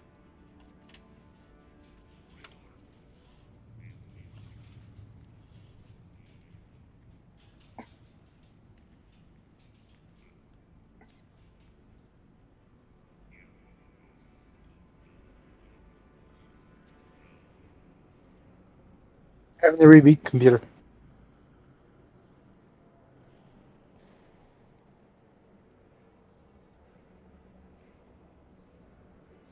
And I know you're the only one who sees it, but as he grabs his medallion for his prayers, luckily my deity is not as wicked as yours, and I get to sleep. No, it wasn't my. It wasn't Estra. She was there talking with me, but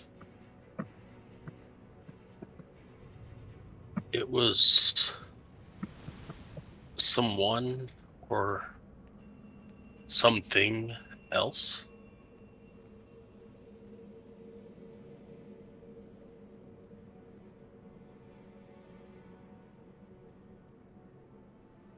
Honestly, I think this is the first time that I saw her in a vision. Not sure what I expected, but she was mesmerizing.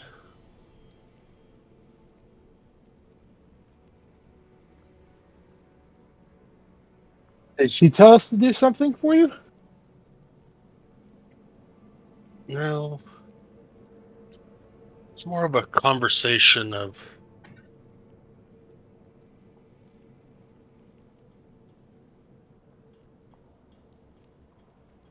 where priorities lie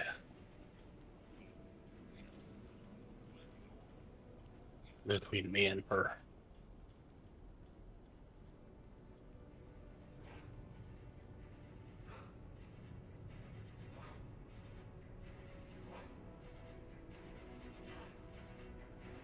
But I definitely gotta work on my swimming and definitely on my breaststroke because that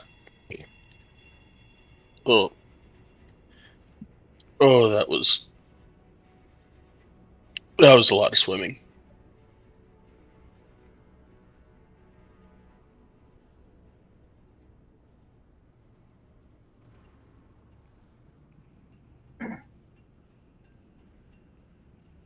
Balak So kind of you coughs had a up vision. some water from his lungs, or from their lungs.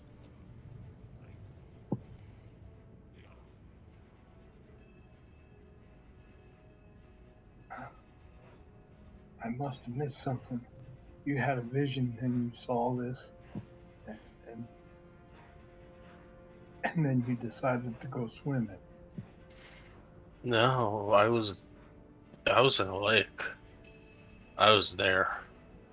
I don't know where there was, but I was there. I know I was there because when I woke up, my room was wet.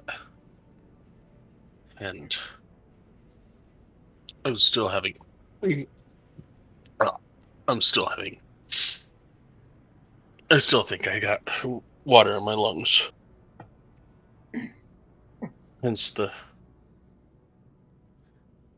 Hence the bread. I'm not trying to. Yeah.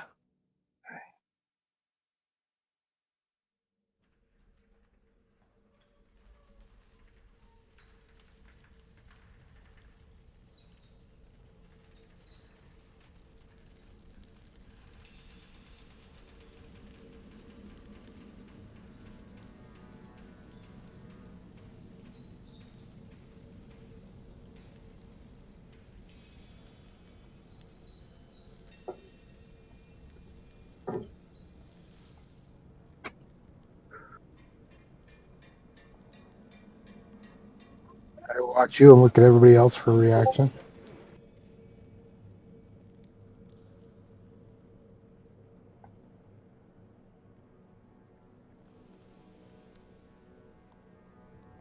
So what's our plan of action for us? We're gonna sit and just I wait don't know. here. Pelican, you maybe should rest and go see the clan mother this afternoon instead of now.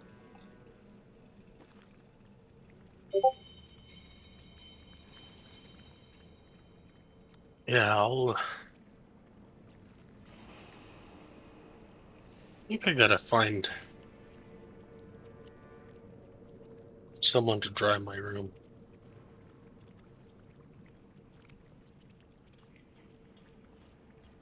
Not sure how I'm gonna explain that. Not sure how. I mean, I know what happened, but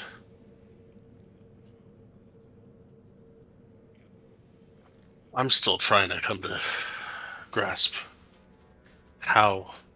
Yeah, I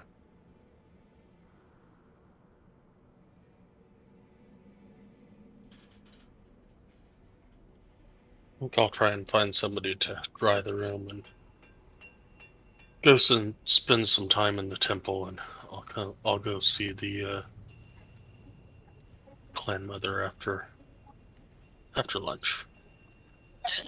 After he's done with eating, he goes, and I look at him, and the words "clean the room." I'm like, clean the room and dreams. Wait a minute, wait a minute. I know you sweat when you have bad dreams, but clean the room?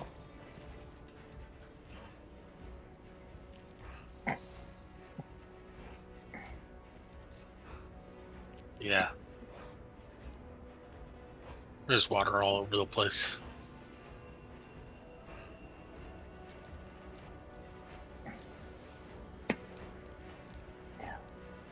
And in the back of my mind, my brain wants to say, "You wet the bed?" Like Oh, it's like I brought the water with me, but I'm not sure how.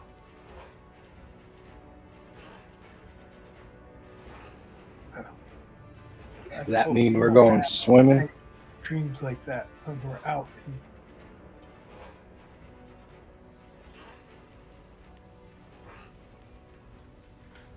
I said we let you go get some sleep, and then afterwards, like you said, you go talk to the grandmother, and then we discuss if we're going to go to the sea that you were on, or that you know because of the water. And I don't know of many water places around here, at least from the map we've seen. So I'm assuming my guy has studied the maps because I told you he was more of a scholar than anything else, for the time being. And so I don't know of any lakes or anything that are close by.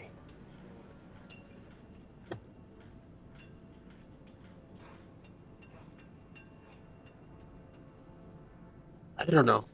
Maybe it's for something way further in the future. Maybe my talk with oh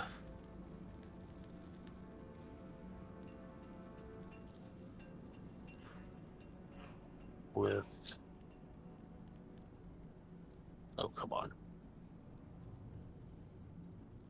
Halia this afternoon will provide better insight on what is to come next.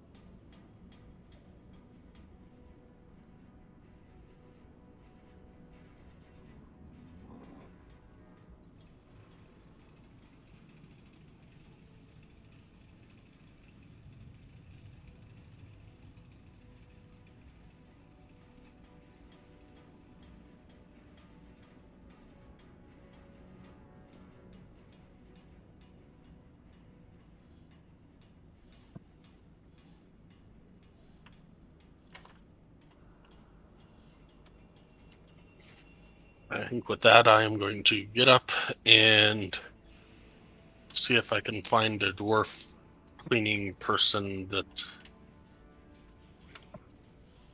would be able to dry out my room, and I can possibly help them.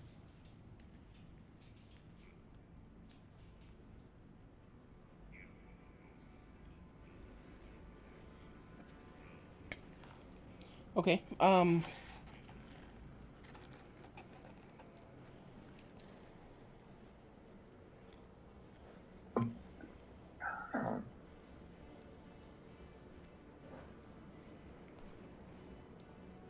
I guess give me an investigation check.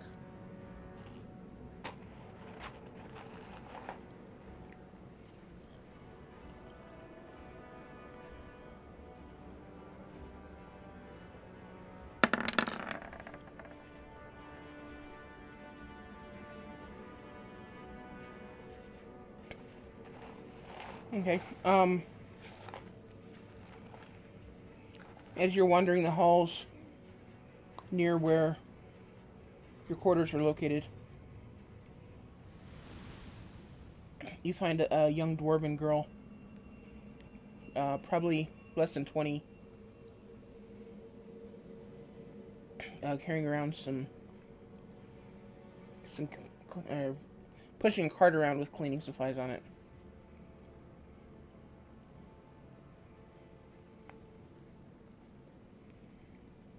Excuse me, I will actually approach her in Dwarven and say, "Excuse me, I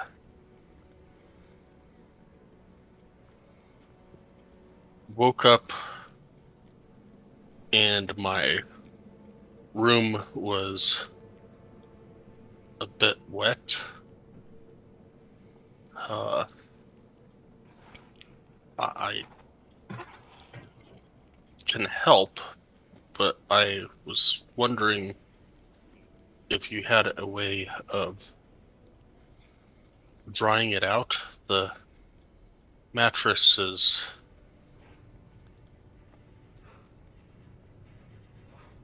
kind of soaked."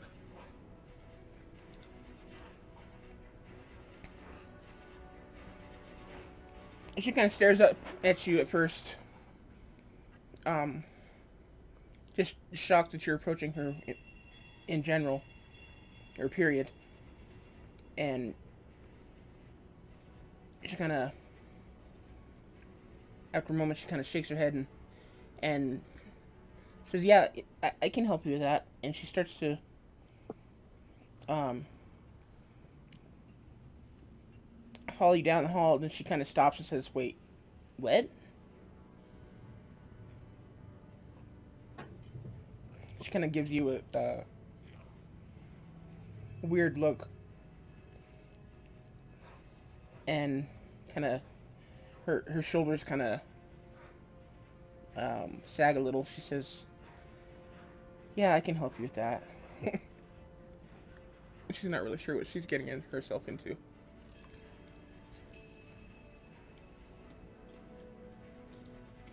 I'll show her to the room.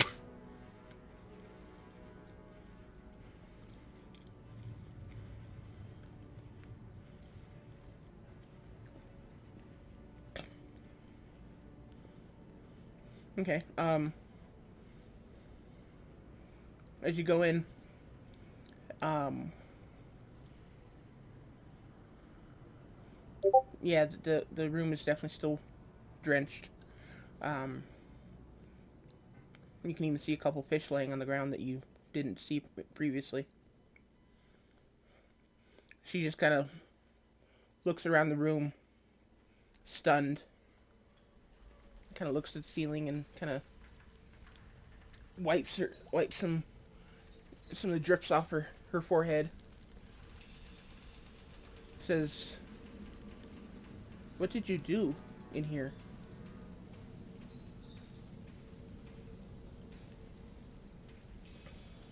Sometimes, although I have to be honest, this was the first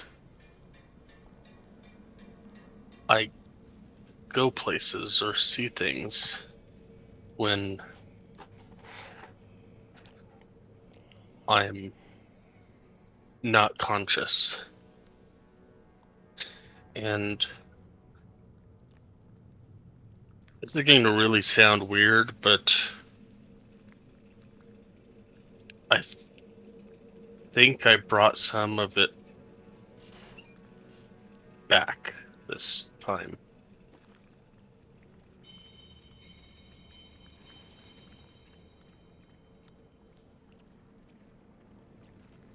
Have you ever seen a giant bird with an elven head?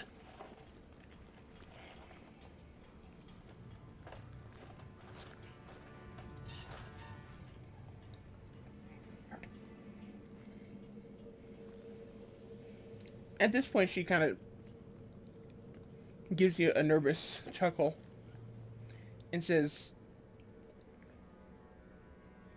"Did Moyer put you up to this?"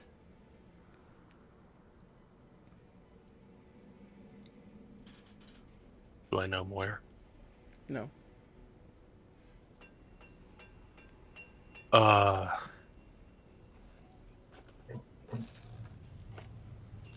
Moyer. Who's Moyer?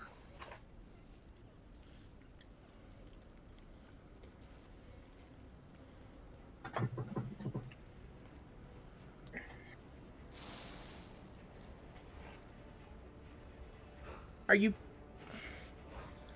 You're playing a trick on me, right?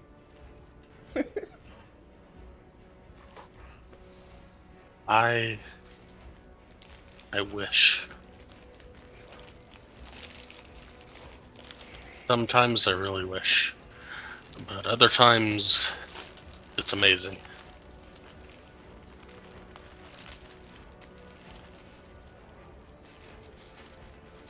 She just continues to smile at you, and then she says, um,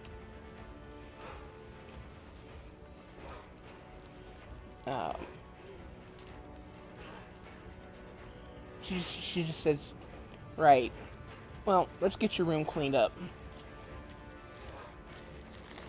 And she goes about. Basically, she just uses a mop to clean your room. And she like literally mops the ceiling, and she pulls all the bedding out and replaces it with fresh dry cleaning linens, and replaces the mattress, and basically uses a mop to dry everything up. I will help her as much as I can. And she's very fast at it, very very efficient, she very much knows what she's doing.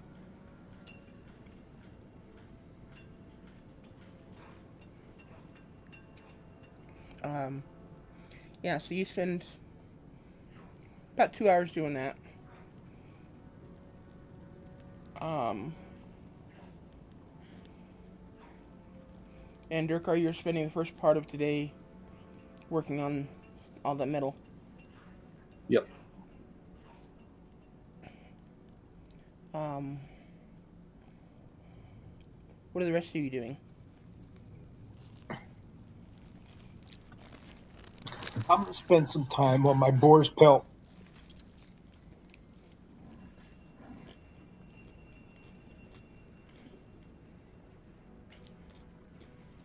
I'll help him if he wants help.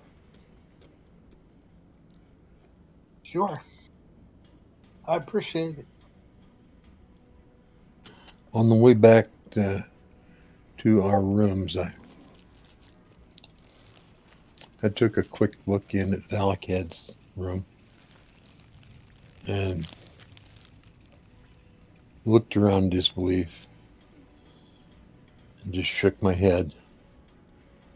The only thing I had to say to him was, "You better tip her well."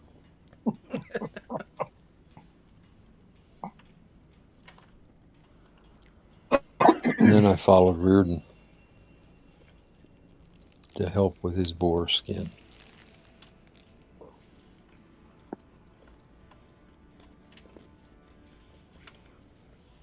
I'm just going to go to the room and lay it out on the floor.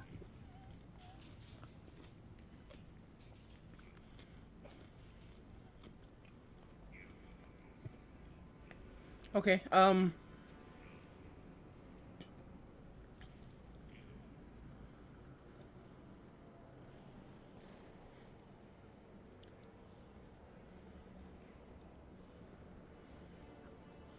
I guess give me a survival check with advantage since Aramel's helping.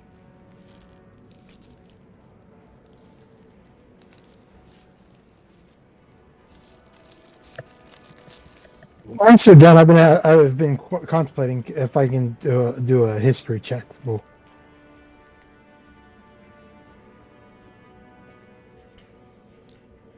For what? description that he gave. It's my guy's been sitting around thinking about all the stuff he's read. So I'll see if I hit history check if I would, have even come across any whether it's in hey, there's this folklore over here or whatever. Okay. Um. Go ahead and roll me a history check.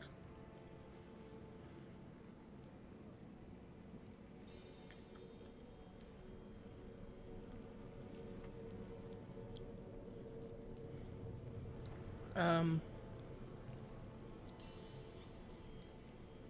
How long are you guys gonna work on this?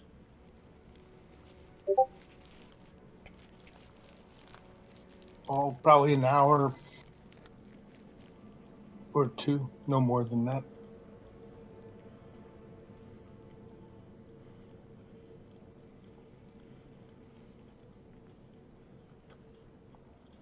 I don't see his history check.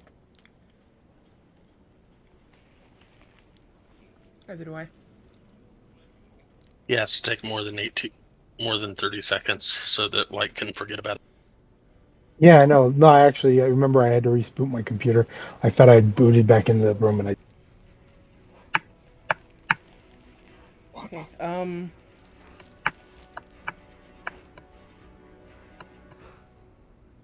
The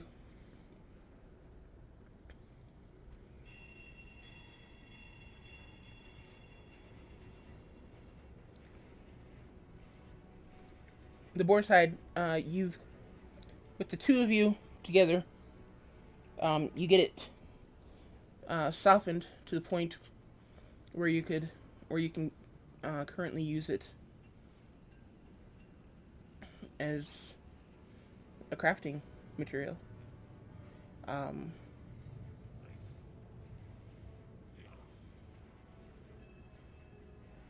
yeah, it's soft enough to use by the time you finish with a 20. Hmm. Now I got to figure out what I want to do with it. Um,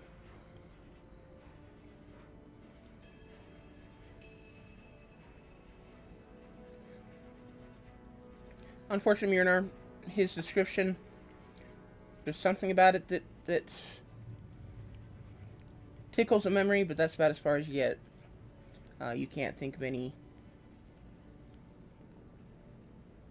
stories or folklore or anything like that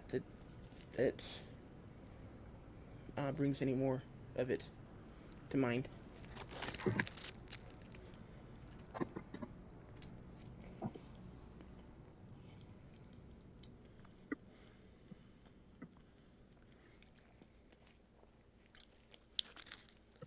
I look down at that that boar hide here in front of us. And let's see, that was one big boar. It's got to be really old.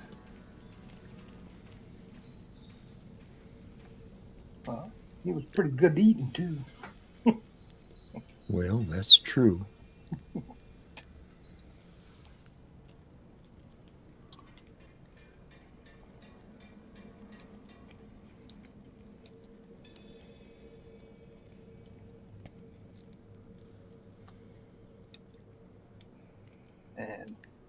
we might have to go out and find a couple more then for these guys. They don't have a plan to regenerate their supplies.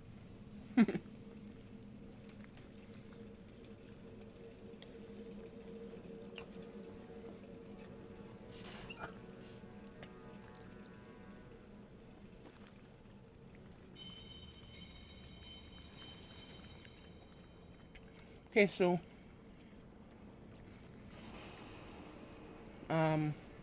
Valakad, you finish cleaning your room, and the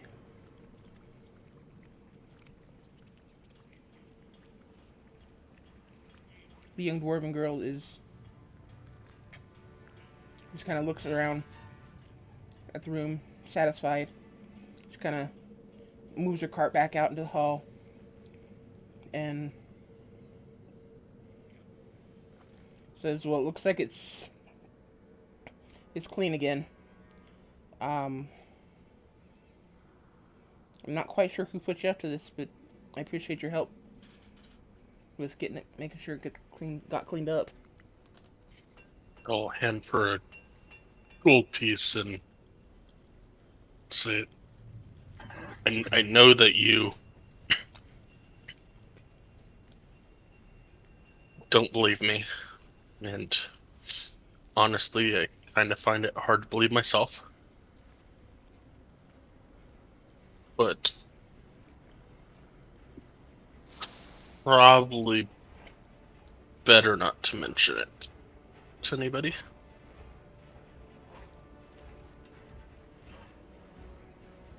People already think I'm a little odd. She just kind of nods her head at you and just kind of gives you this wide-eyed stare. Not really, not specifically agreeing not to tell anyone, but kind of a I can't believe this is happening kind of a look. I'm probably thinking, yes, you are odd.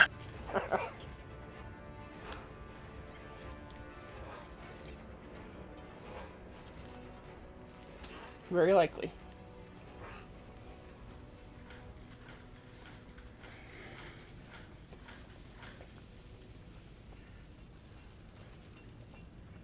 Okay, Durkar. You're finished by about 10 a.m. or so. It's about the same time Valakad finishes. Um, and that was about the same time Reardon and Aramel said they were going to finish. So, conveniently, you guys are all finished about the same time.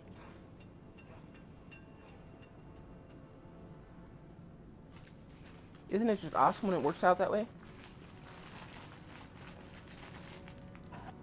Yeah, yeah.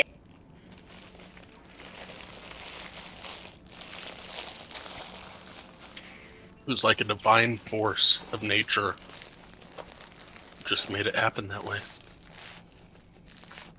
Yep. And now I go take a nap.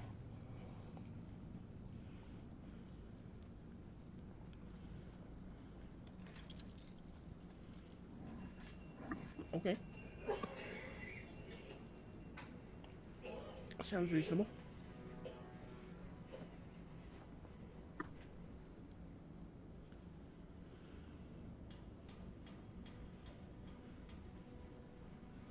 How about the rest of you?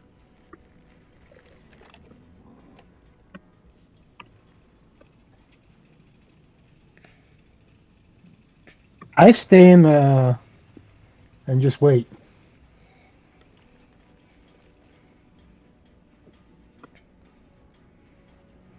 I'll head down to the Estrin temple room and spend 30 minutes praying, and then I will ask Idian if he has ever heard of or seen a massive bird with an elven head. I'm really fixated on this.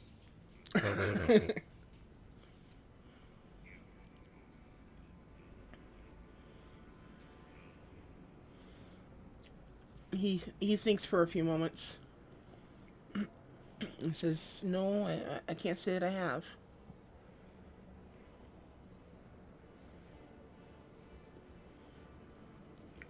Do you mind if I ask why you're looking for such a strange sounding creature? I decided to at your suggestion, I decided to forego taking the tincture again last night. And before, a few times that I've done that, I'd see, and as usual, sometimes I see events that happened in the past, but I got visions of stuff that was happening sooner in the future. And seeing as we completed this past task for the clan mother, I went ahead and decided not to take the tincture last night. And instead of getting a glimpse into the future,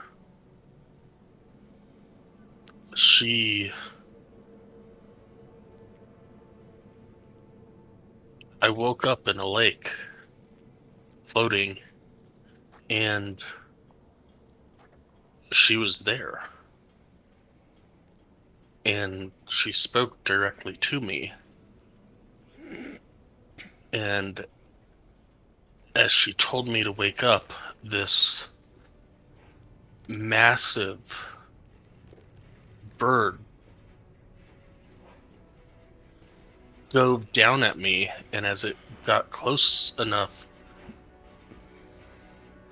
it had an elven head, which just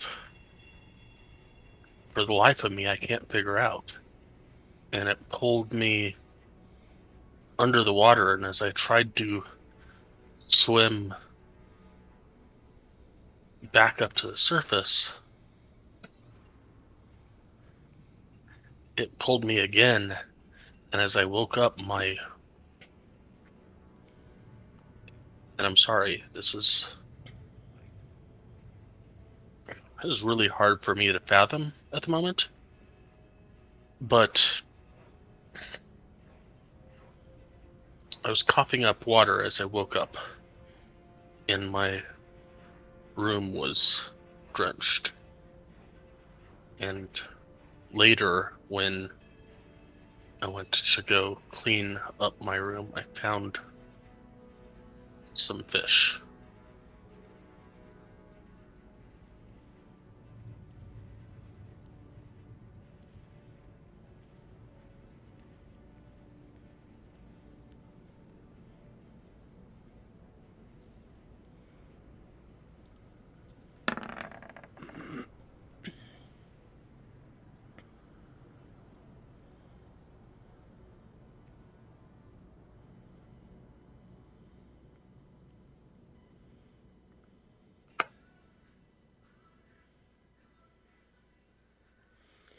He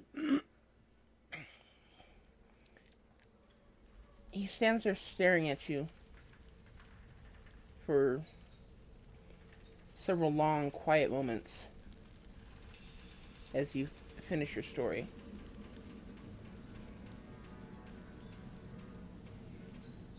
And you can see the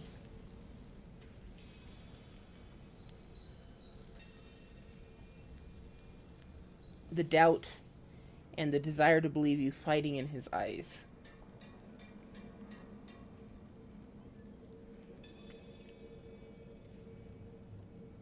Not entirely sure which one. Which 1-1.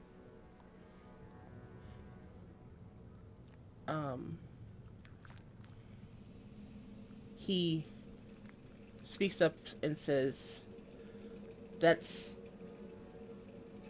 an amazing story. Um,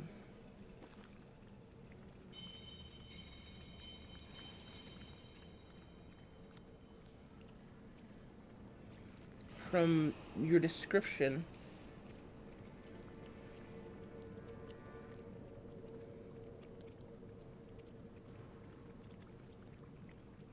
it would imply that whatever it was more than just a mere creature. I would guess that it was possibly an avatar of one of the other deities, or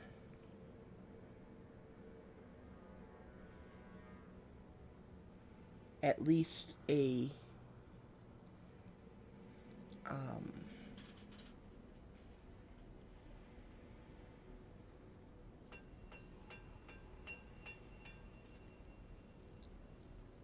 one of the higher servants of the deities.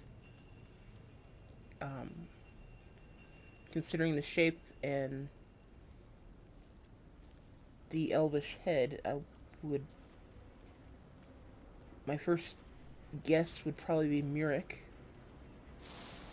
the deity of air, though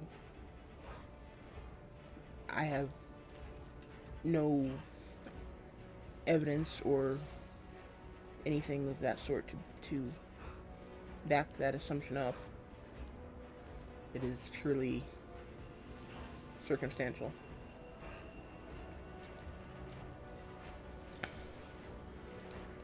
That I did. I did not grow up going to temple per se. My people just kind of always prayed to Estra.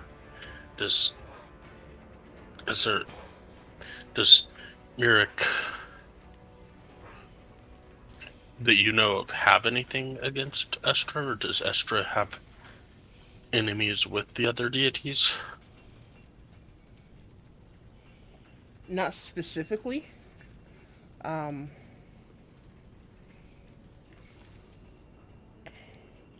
for the most part, the deities tend to steer clear of each other.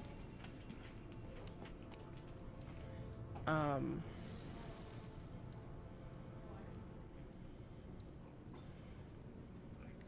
Other than the war millennia ago between the deities, in which the lesser deities attempted to rescue their mother Hestasia from um, captivity from Rethban. They've since that time they tend to give each other wide berth.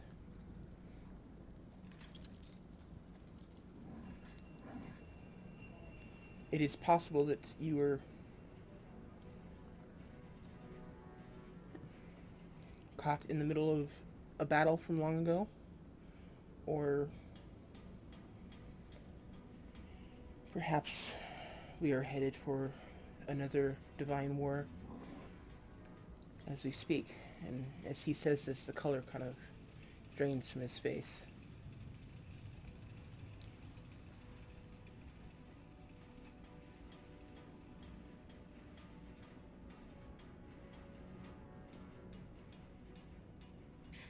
Surely, surely it's fine. Surely, I didn't mean to worry you over this.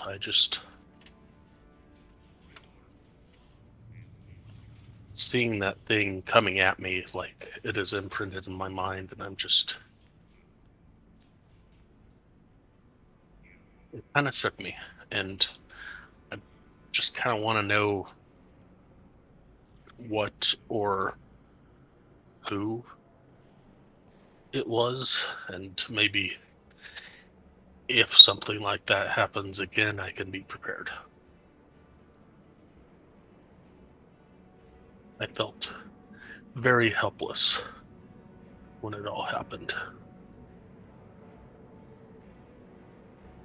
I can respect that.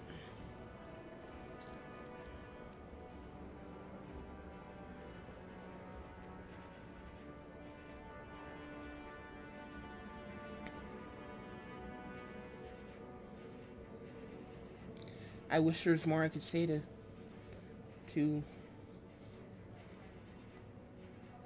to help you identify this creature, but I'm afraid all I can give you is conjecture.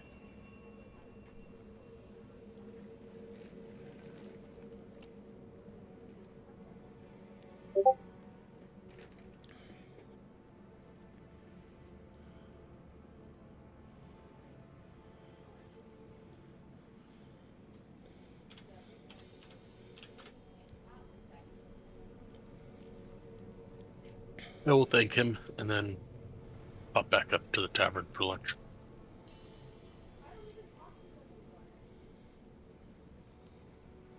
Okay.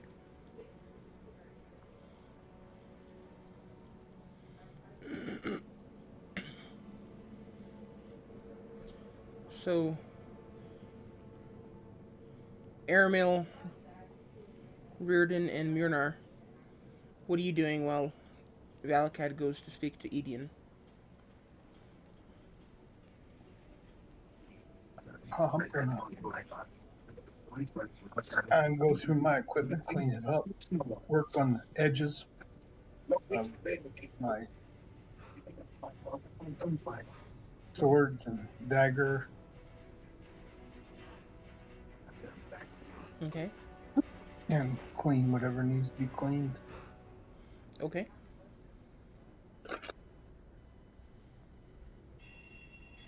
Aramil, Myrnar? I'm sitting in the bar listening to conversations, and just as people come in, people go out. Uh, I know that they have a history with us, but seeing if there's a different group that comes in during the day and came in last night. I don't know what happened last night. I'm not saying I did. I'm just saying he's listening now. Okay. Okay. Give me a perception check, Myrnar. What about you, Aramil? Okay. Well, I'm uh bid Reardon goodbye and sling my pack over my shoulder and head off to the tavern. And I'll go up there and find a corner a little bit out of the way and sit down and order an ale. And what's that? 2 silver? Yeah. Okay, I'll pay the maid and then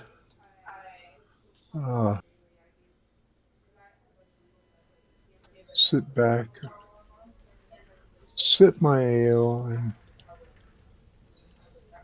try to, inconspicuously as possible, eavesdrop to see if I can find anything else going on. Okay. Give me another perception check.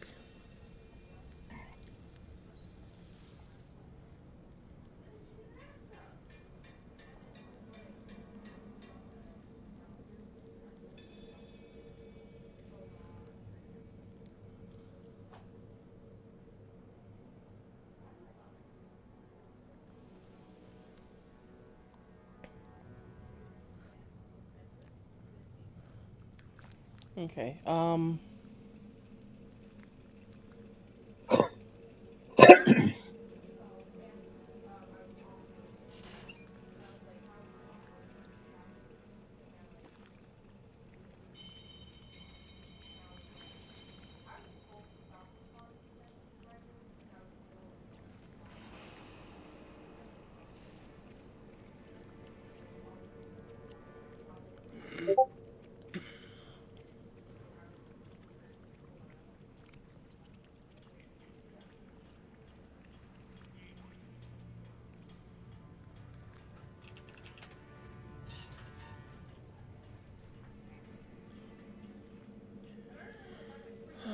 Let's see here.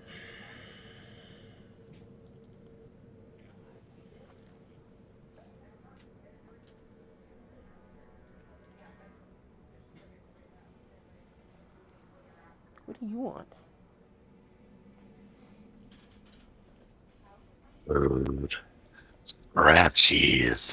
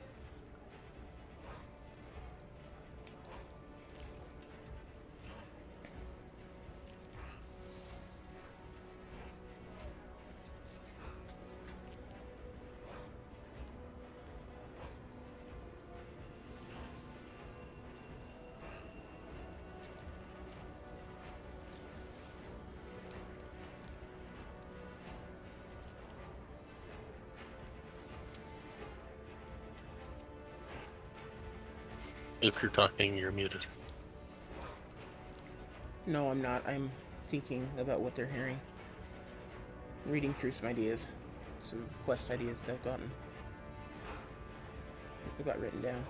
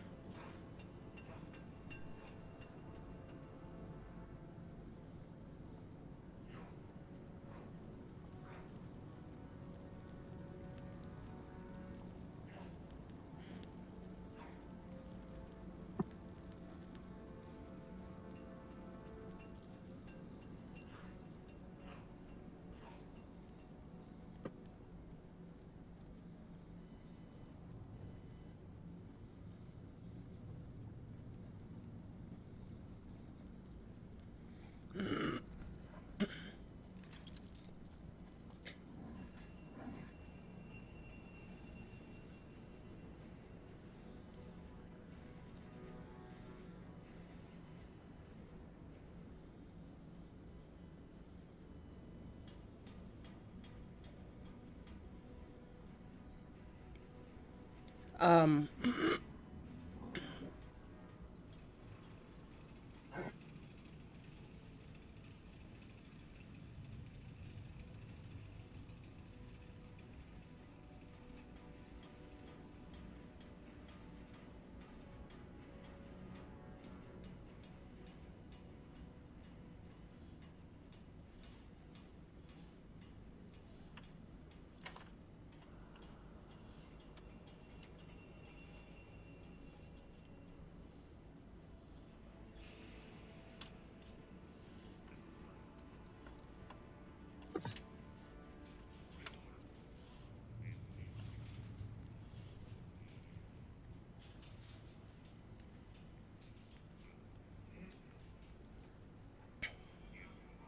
You guys see who was the little one?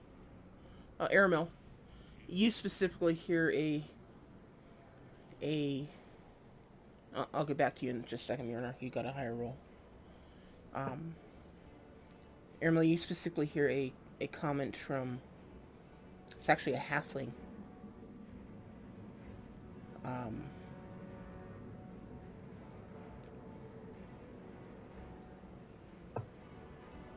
a halfling sitting at one of the nearby tables. He's sitting with another halfling and a dwarf. Um, they're covered in soot, so you can guess that they probably spent a good portion of their day um, in the forge.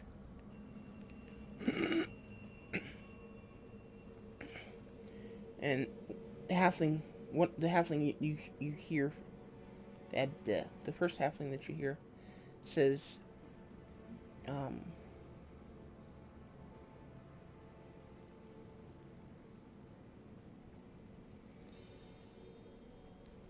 since the raid, uh, the ore shipments have completely stopped from Corton. Um,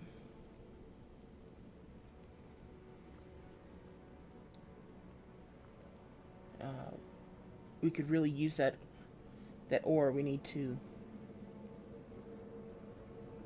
rearm our forces, and without that ore, I don't see how that's gonna happen.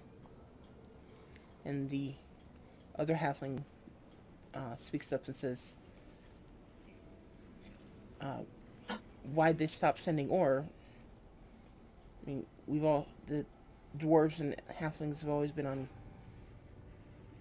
good terms before." And dwarf speaks up, saying, "It has nothing to do with the terms between the dwarves and halflings. It just stopped. Um, we haven't heard from the mine since just after the raid."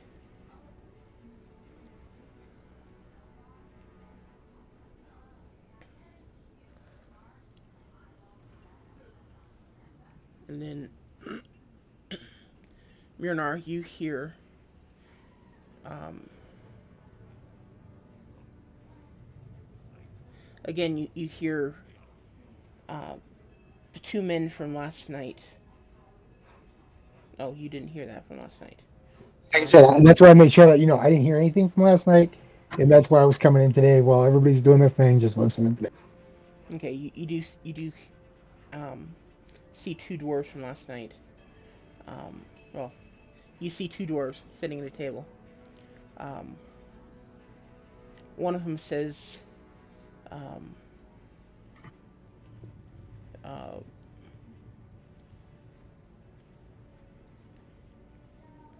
"Reiner really did it. He and his family left last night." And the other one says, "Yeah, Jagor and his wife left last night too. I guess I guess they just don't have faith in the commander. Just didn't have faith in commander." And the first one says, "I hate to say it, but I'm starting to get a little nervous myself. I'm thinking about leaving too. If if we don't get some kind of solution going on this soon, I think I might." And the second one speaks up and says, "I'm not going anywhere. Uh, Commander Jadestone will get this taken care of. I, I couldn't leave the clan hall. It's too much in my blood."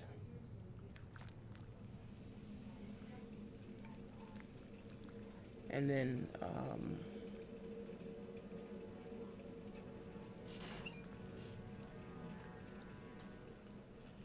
you hear another group, Myrnar.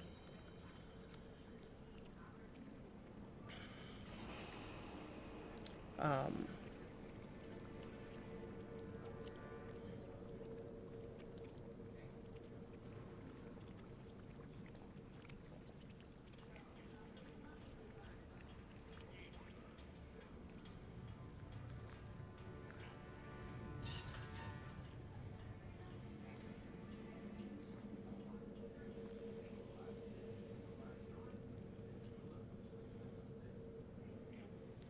uh, you hear a a couple kids in the corner talking about a village up north, a dwarven village that is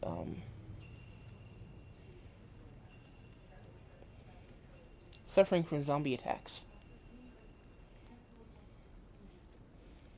And it's a little girl trying to scare her little brother, um, probably 8 and 5 respectively. And she says, and if the zombies get out of their town, they're gonna come here and they're gonna eat you. And little boy goes, nuh-uh, the guards will protect me. And the little girl says, um, nuh-uh, if you keep bugging me, I'm gonna tell him not to protect you. I'm gonna tell him to let the zombies have you. And the little boy starts to cry and says, no, don't do that. I don't want the zombies to eat me. And it continues on from there. Okay. And that's it. Thank you. We lost somebody. I had to roll 20. Is that You you? lost me in roll 20. Oh, okay. My computer keeps having to reboot, so Okay. I'm Well, you heard it all through trying. Discord, so that's all that matters. Yeah. You are a spoiled brat, you know that? I do. Well, I was actually talking to my dog.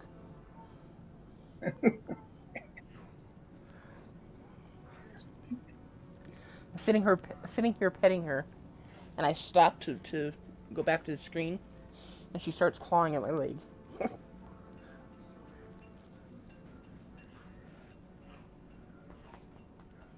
Okay, that's enough. Go on. Don't give me that look. Go on. Hey, go on. Out. Shoo. It's not working. Anyway, that's the things that you guys hear. So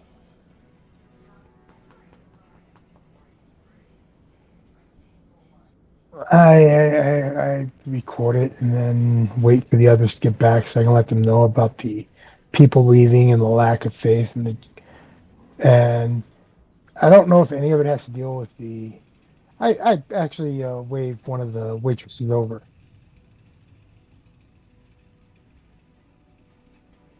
okay, she or the comes up. bartender, depending who's closer, you know. One of the tavern wenches comes over and says, "What can I get for you?" Another mead, please, and got a question for you. Okay, that'll be 2 silver. And what? How can I help you?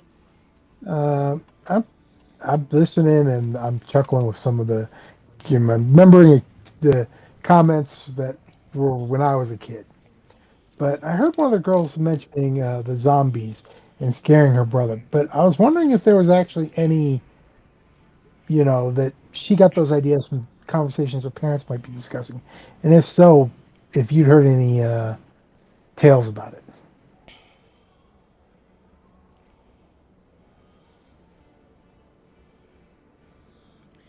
Uh, yeah, there's a small village north of here called Austin, which I'll put in chat.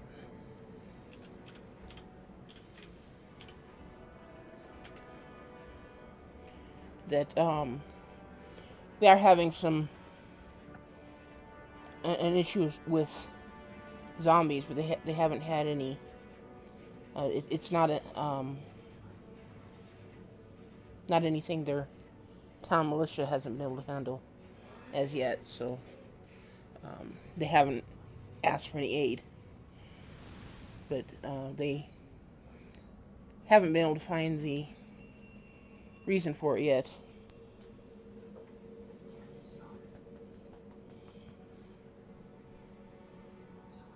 Thank you. And you said that's 2 silver. Please, What's more than 2 silver or the silver? What's the next one up? gold. Okay, and then he gives her 5 silver. Okay. Well, thank you.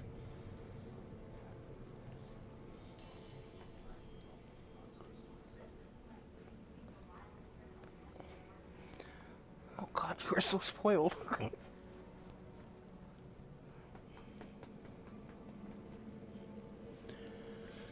um, and she returns very shortly with your mead.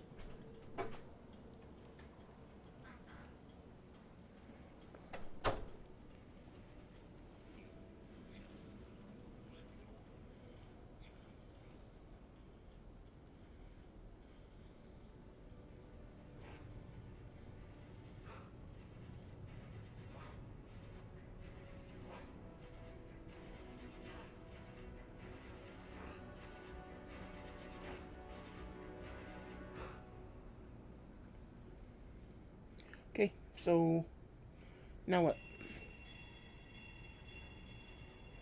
Wait for everybody to get back so we can discuss what we all know and find out about being paid. Okay. Well, Dirkar, you wake up uh, in your room. What are you doing when you wake up?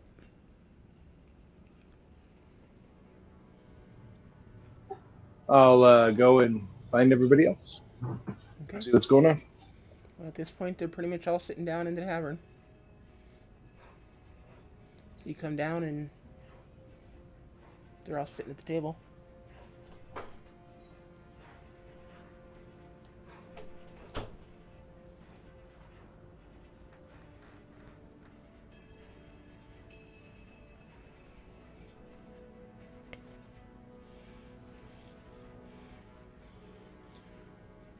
Okay, everyone is together.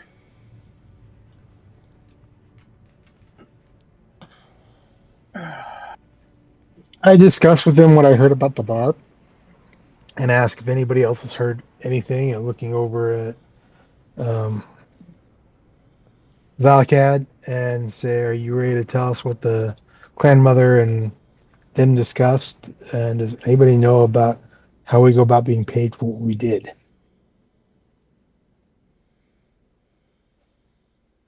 I have not had a chance to see the clan mother yet. I'm actually planning on heading there right after we get done here. Okay, I then will. I will let you know what transpires with that interaction. Possibly dinner or after dinner, depending on privacy. um, well, I did hear about the undead starting to become issues uh, out of a small town. And I named a small town. Like I said, I had to reboot my computer, and I named it a small town. So that's something else. If we need to go, since you said there's a big bird, it might be in that area as well. Since nobody knows about it here. Well, talking with the head of the Eastern Temple, I don't want to worry the rest of you. Um, but I don't think that it will be a threat at the current moment in time. As far as the future holds, I do not know. But it sounds like it may not have been a creature, but possibly an avatar or servant of one of the other deities.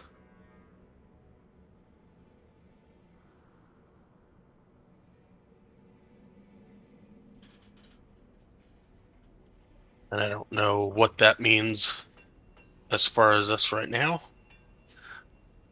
but I think it would be in our best interest not to go searching for a god. Okay, it's good with me.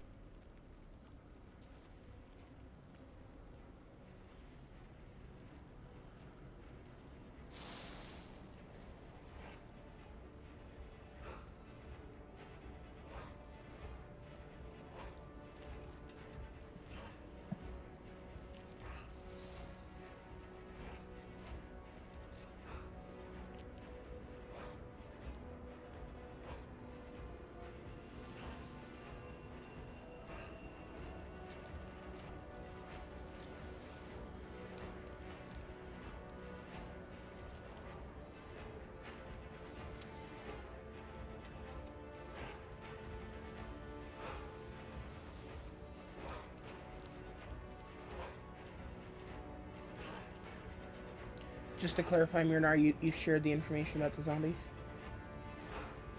Yeah, that's what I just did. Okay.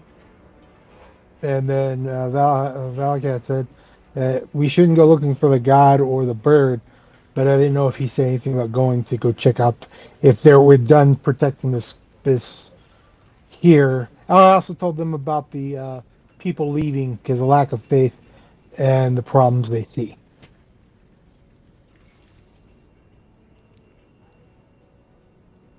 Okay.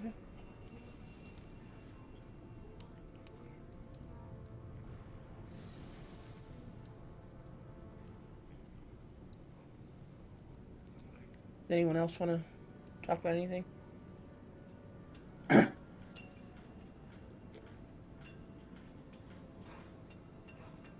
At this time, we are not planning on leaving here anytime soon.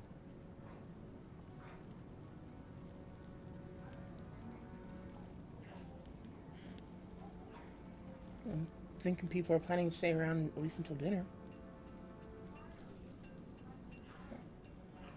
Okay. from what I've heard.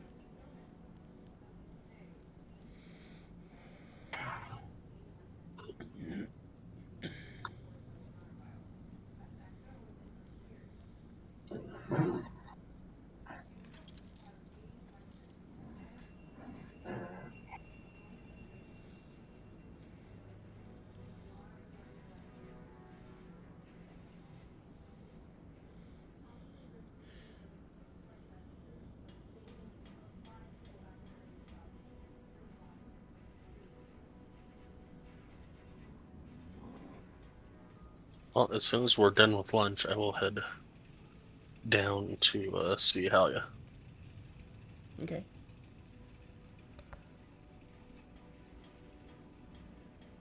Um, are you going somewhere specific for that? Are you going to ask someone, or? I would assume that she's where she normally is, and I'd probably head down there and check in with one of her aides. Okay.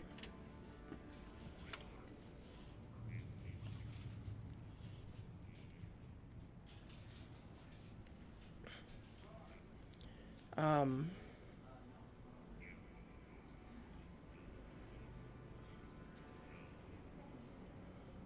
As you make your way over to the last location that you spoke to Holly at, the office that, or kind of the war room essentially, that Norik and the others were set up in. Um,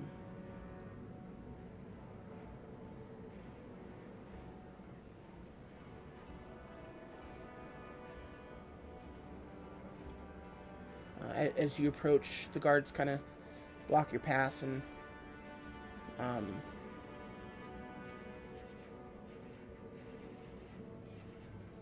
uh, one kind of starts out, "Halt, human," and he kind of pauses and looks you over for a moment. He says, he bows his head, says, "Greetings, Valakad. Um, may I ask your business?" The clan mother on our upon the end of our uh, journey yesterday told me to come find her to discuss something. She did not say what. So I was curious if she might be available sometime this afternoon. Certainly, I will get an answer for you immediately. And he takes out um, a stack of parchment and a pen. Feels writes out a quick note and whistles, and a young boy runs over, and a young dwarf boy runs over. He hands the note to the boy, and the boy runs off, and the guard turns back to you, says, "It'll only be a few moments." No worries. And after about 5 minutes, the boy comes running back, um, breathing heavily. He hands the note back to the guard, and rolls it open and reads it really quick. It says, um, "The clan mother is free to see you now if you're available." Um, and he kind of looks behind you, says, "She did ask to speak to you privately. Um, so, if you're ready, I will take you to her now." Sounds good.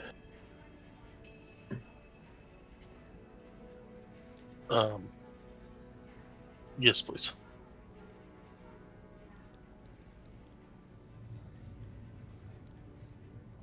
Did somebody else respond? That's what I thought. But I was like, Yeah, I did, but I realized as soon as I said it that it wasn't me. I'm like, that didn't sound like Sky.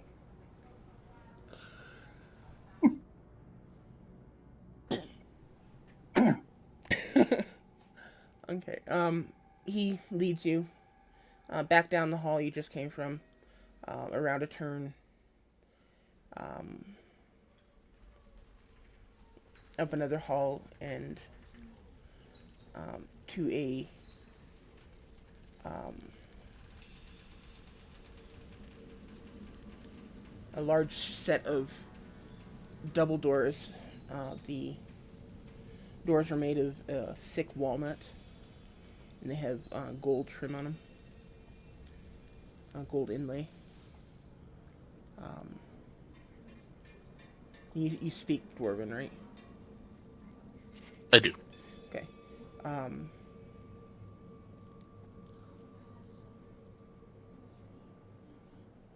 Across the top of the door in gold inlay, uh, written in Dwarvish, obviously, it says, Blessed are the mothers of the clan.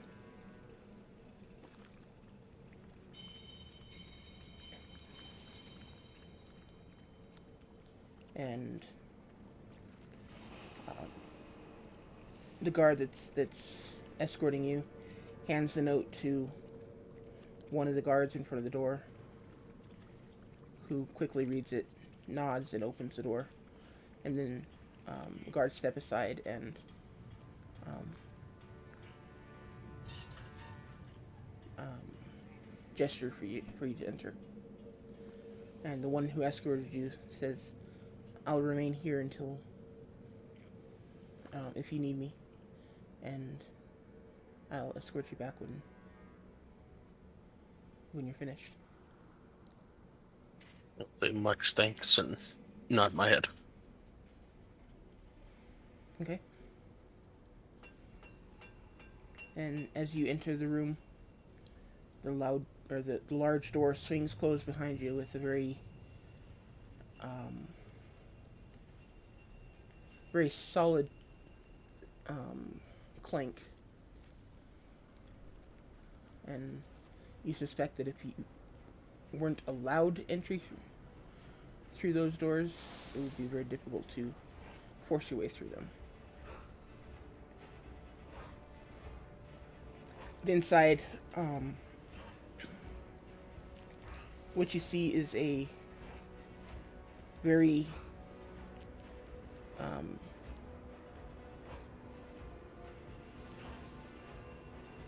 it's sparsely furnitured, sparsely decorated, but what is there is very luxurious.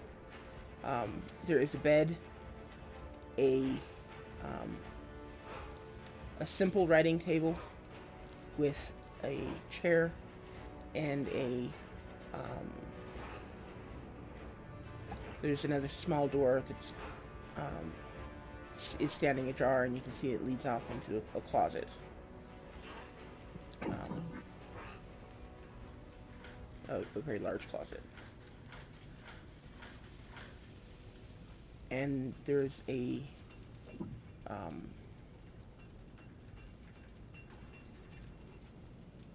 opening to a balcony that looks down over the clan hall at large.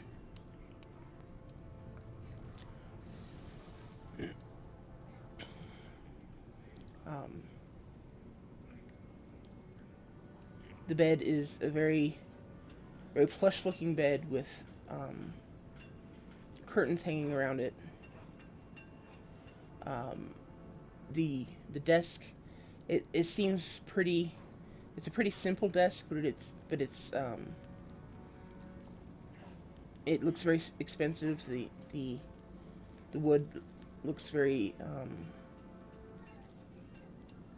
well made and very elegant, but it's not particularly ornate.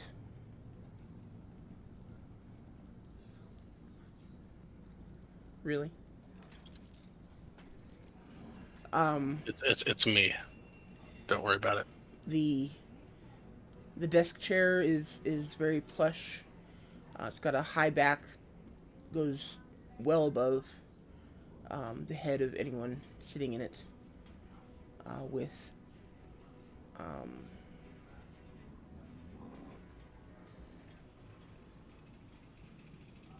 upholstered arms, and looks. There's a complicated clockwork device underneath it that looks like it may be designed to allow the chair to tilt back.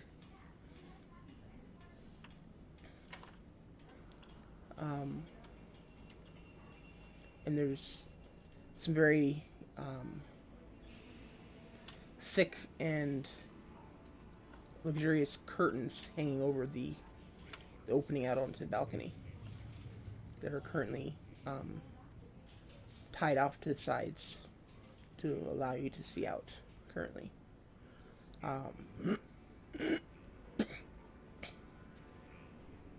Pardon me. As you enter, the clan mother stands from the desk chair and crosses the room towards you and greets you. She says, Valakat, I'm glad you had the time to come see me today. My apologies, I meant to come first thing this morning, but I had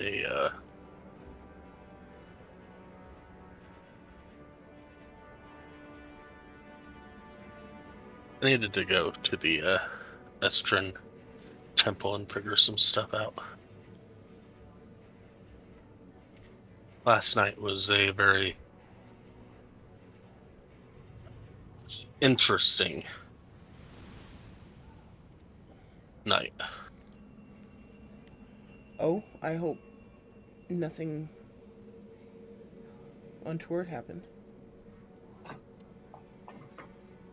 I hope nothing what? Untoward?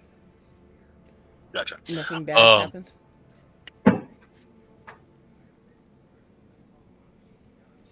I had it. I had one of my visions, but instead of a future event, it was as if I was actually there. And when I woke, it was like Go find pumpkin and bring her home. wherever I was came back with me. Really?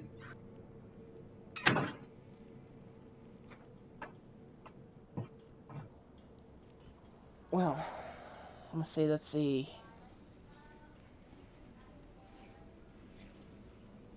interesting way to wake up.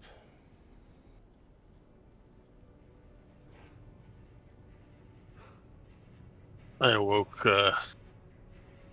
popping up water. So, yes, it was very interesting indeed.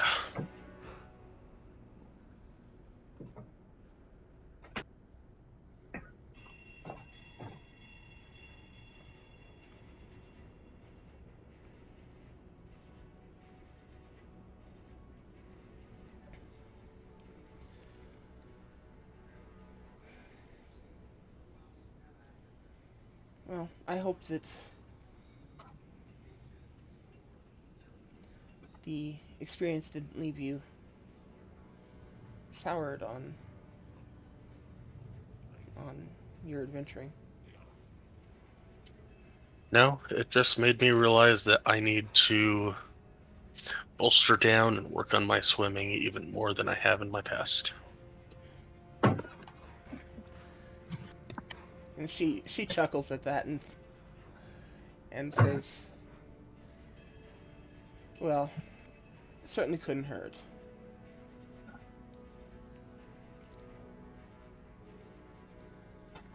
And she kind of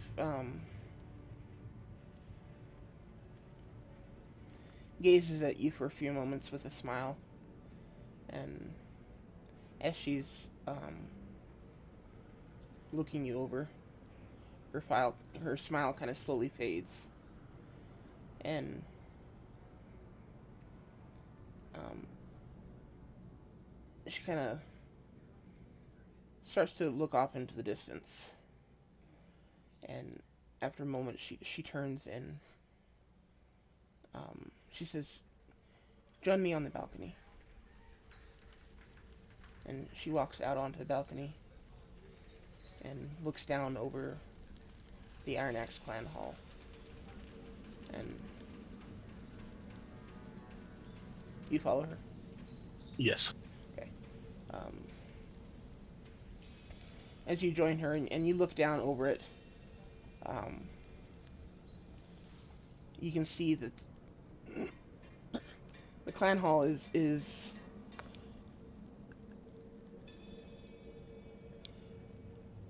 what you see when you walk in the entrance is it looks like basically just a black cavern going off into the far reaches above you. You don't really see um, a whole lot of detail along the walls, or you never actually see the top of this cavern because it's just too far out of range. Um, it's just up there in the dark. Um, Basically, you can just kind of see torchlight here and there that um,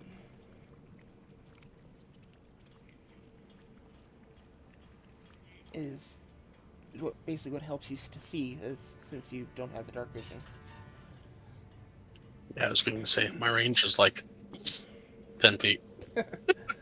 Yeah, but as you look down from here, you can see um, the different um, dots of torchlight off in the distance.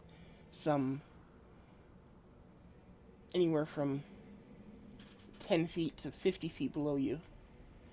And you can see all the way hundreds of feet um, out in the distance. You could see these little dots of torchlight. Um, Not some of it may not even be torchlight. Some of it may even be magical light. You see all these different flickering lights, um, and due to the way they're glowing, you can actually see the sides of the cavern. And if you look up from where you are now, you can actually see the top of the cavern, um, some 50, maybe 100 feet up, um, with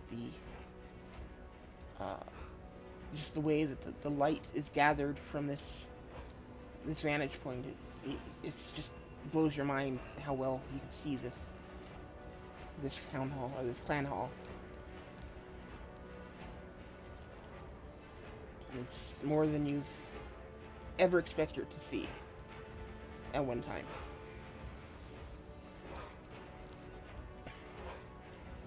And she kind of leans over the banister, or the railing, with her elbows on the rail, and just kind of sighs. She says, "I never get tired of the view from up here."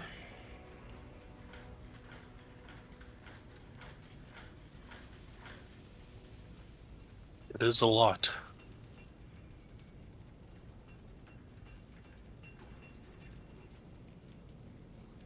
And she kind of turns to you and she says, "But you didn't come here for small talk, did you?" And she kind of clears her throat and says, "I would like to ask you a favor." You don't want to I don't want. duel again, do you? She kind of looks at you with a blank expression for a moment, and then actually breaks out with a laugh, as that was definitely not what she was expecting. And she says, "No, no. Um, you've already proven yourself."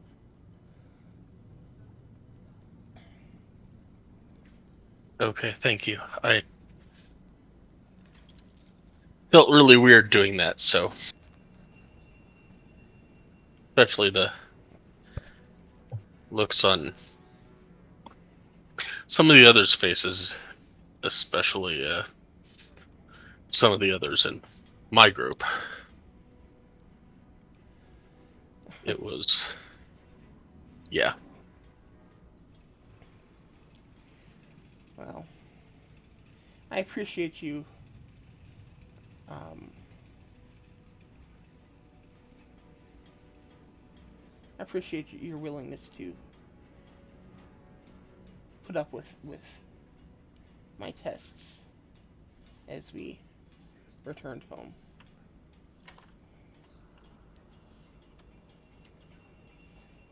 Uh, I'm not sure if you noticed, or perhaps you heard rumors, but I too am a chosen. I'm a chosen of Vestasia.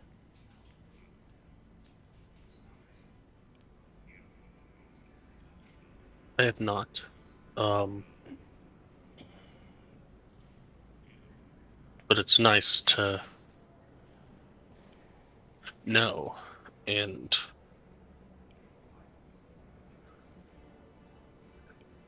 perhaps have somebody to talk to about things that arise.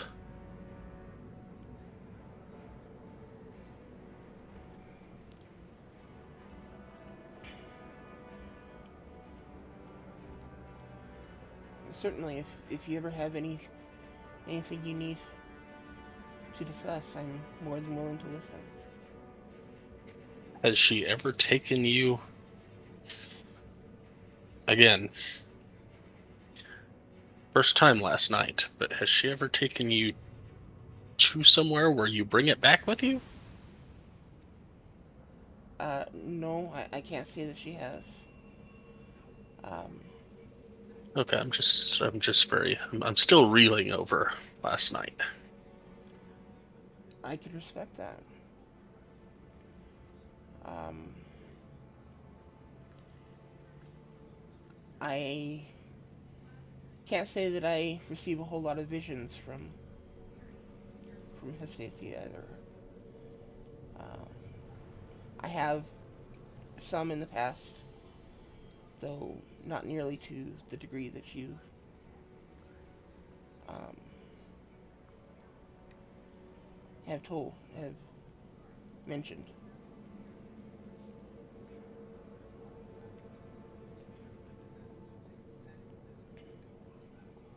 Um,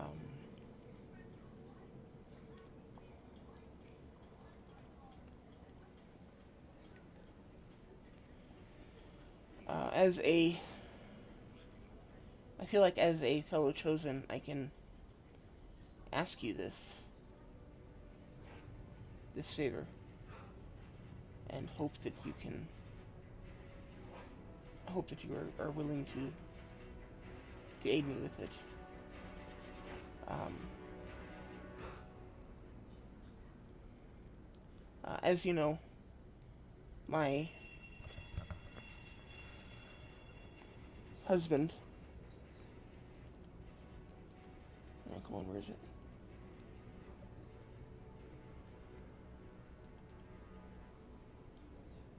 My husband Torek was just killed in the raid, and we went to lay him to rest, passing the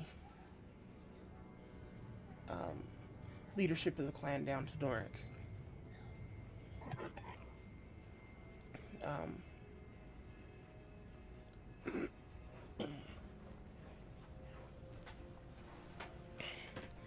Um, the difference being, Torek was convinced um,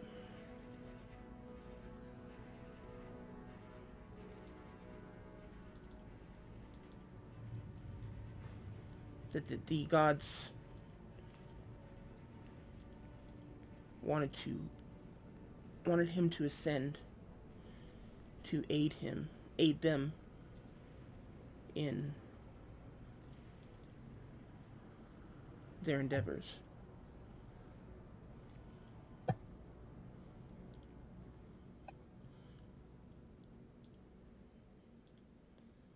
Um,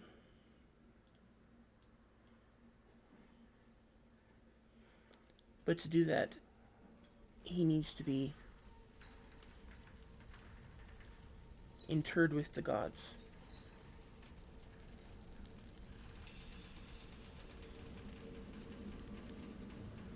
which I'm not sure how much you know of Dwarven culture, but in Dwarven culture, the chieftain is laid to rest in the ground, and his essence is left to strengthen the clan as a whole.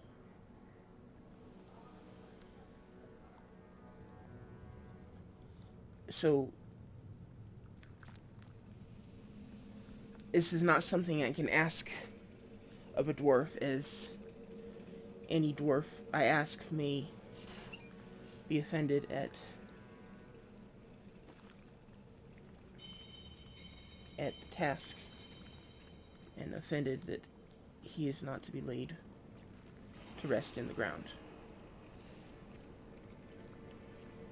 Which, in truth, majority of him was laid to rest. But not all. And she kind of gestures towards the desk on which are several bundles.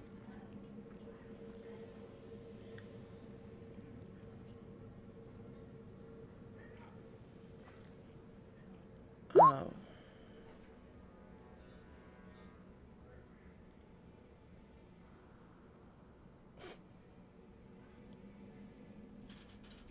You would like us to deliver the rest of him somewhere so that he can be interred with the gods, I presume.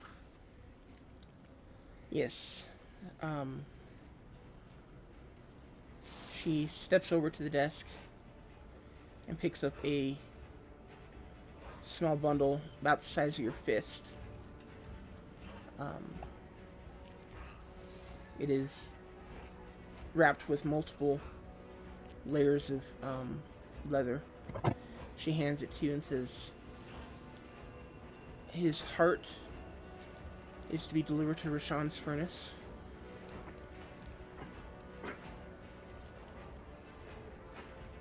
And then she picks up a small bottle and says, "Take this small bottle to the top of the Mountain of Shadows, and there release it to the breath of Murik. Let his last breath be an offering to the god of air and shadows." And she picks up another 4 vials that are full of a red liquid. And she says,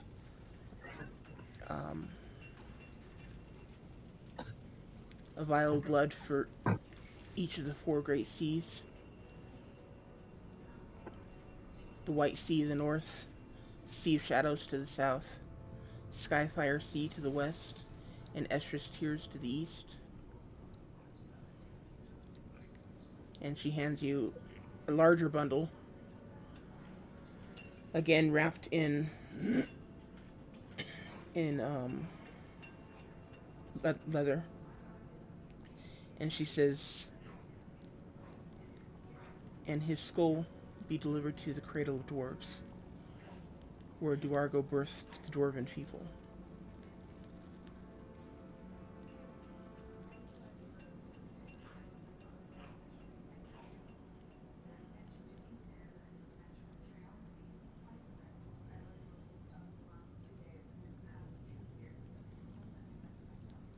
I need you to find an altar or some place of worship in each of these locations, and request a blessing from the deities, as these items are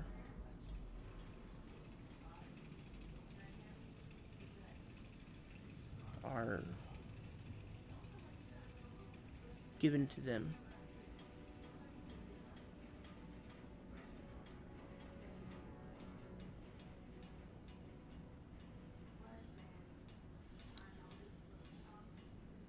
And in the end, hopefully, they will bring him into the fold, into their fold.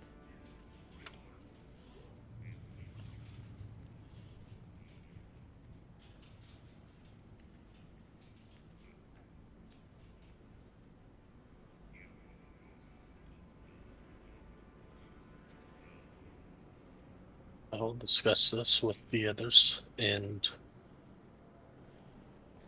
I believe that they will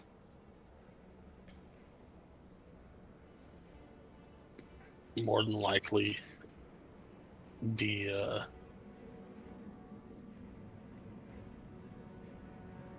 good with going on this route. Said more elegantly like than that. But I worry only about, I believe his name was Murnar, your dwarven cleric. I hope he will find a way to see that this is not a betrayal of our people, but an attempt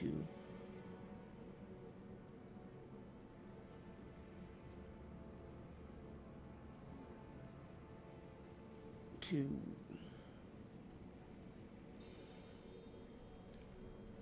bring about a greater peace.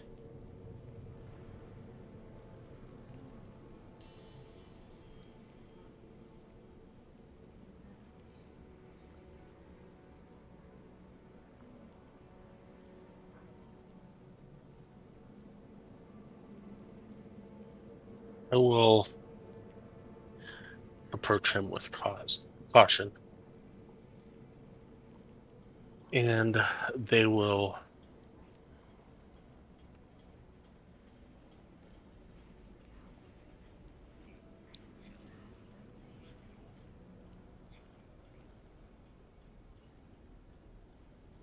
damn it. I will approach him with caution and explain next week after I have a week to think about this. To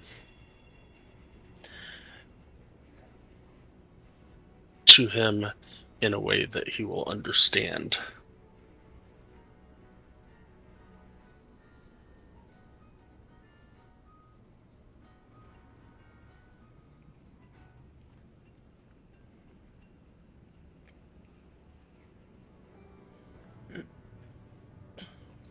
I know that he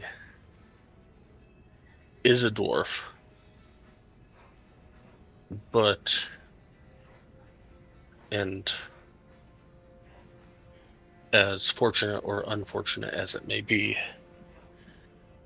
a spiritual dwarf and a cleric. But I also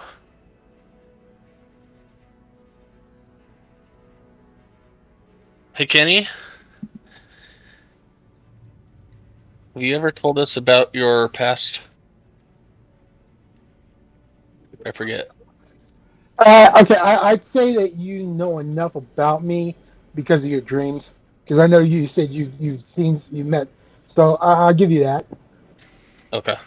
And I would say I know that his upbringing wasn't the best of dwarven culture.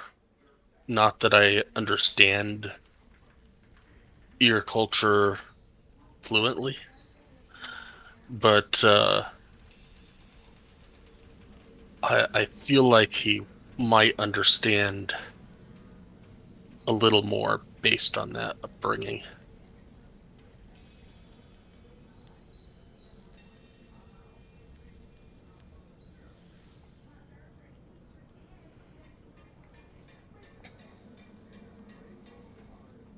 You know, I thank you for being willing to take this on, and I realize that you probably have more pressing matters, and I just want to let you know that the time on this quest, I guess. I hesitate to call it that, but I guess that is what I'm doing, is sending on a quest. The time limit on this quest is not great.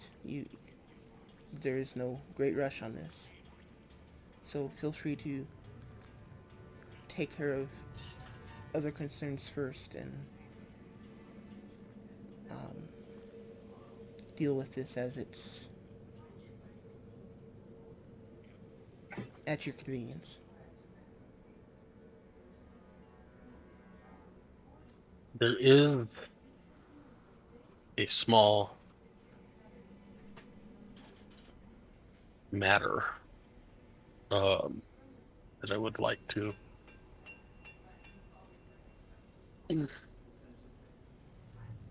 partially, not really ask, but okay.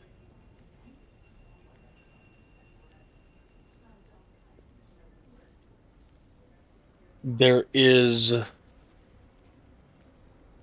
don't want to cause you worry, but at the same time, I feel like you need to know. Myrnar, the dwarf, he overheard some people talking today at lunch, and apparently there's two things. There's something about a town called Austin, something about undead. Some kids were teasing each other or something, I don't know, but he seems to think that there might be something going on up there. Yes, we have gotten reports that the town has or is suffering from a small outbreak of undead. It's nothing that the town militia and clergy can't handle at the moment. So that they haven't asked for aid, but as of the last report, they haven't discovered the source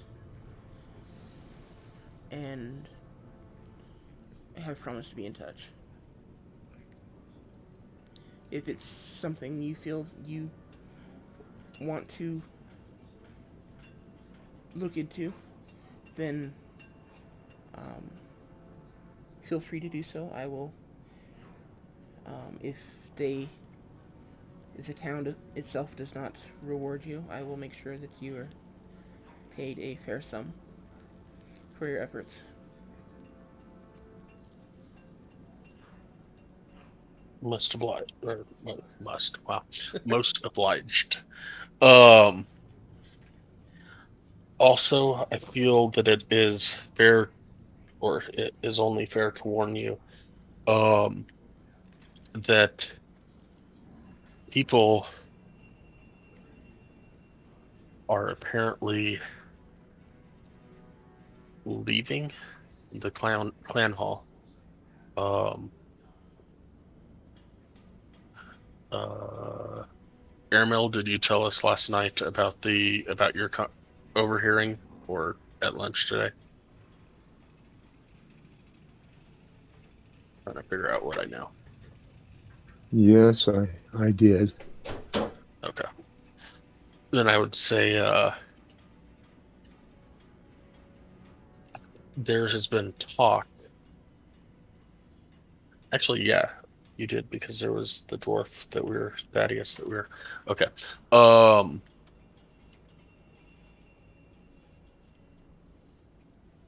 Airmail heard last night some people overheard some people talking about the possibility of leaving the clan hall, and something to do with a food shortage. I'll kind of hush my voice, even though I know that we're alone.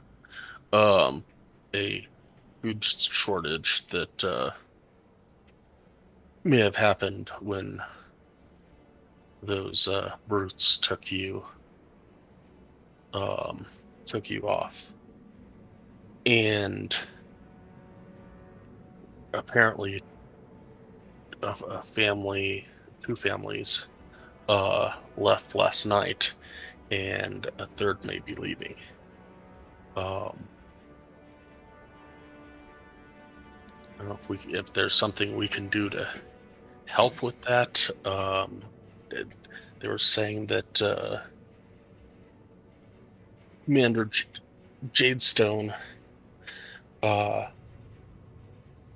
says that the food's on the way, but Thaddeus was saying that we were to keep that on the down low, and there seems to be a little bit of an unrest among your people. Yes, that is unfortunately something we are trying to keep quiet. It concerns me that you overheard this in the tavern. Um, Obviously, our attempts to keep it under wraps have failed miserably.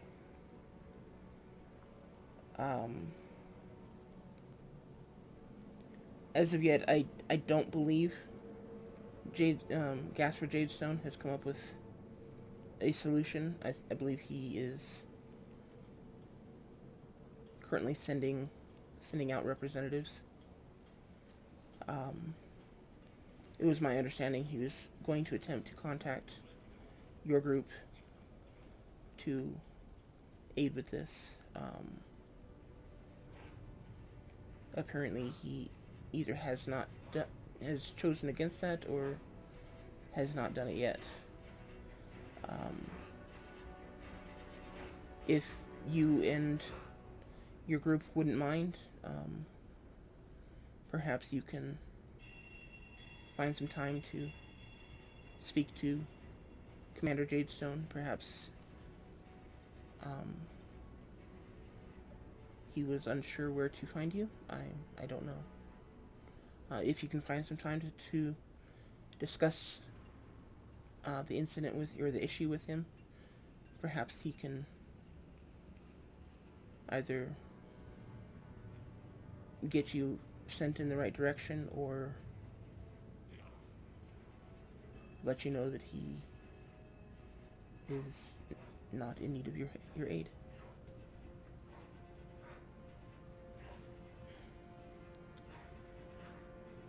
Sounds good. And just because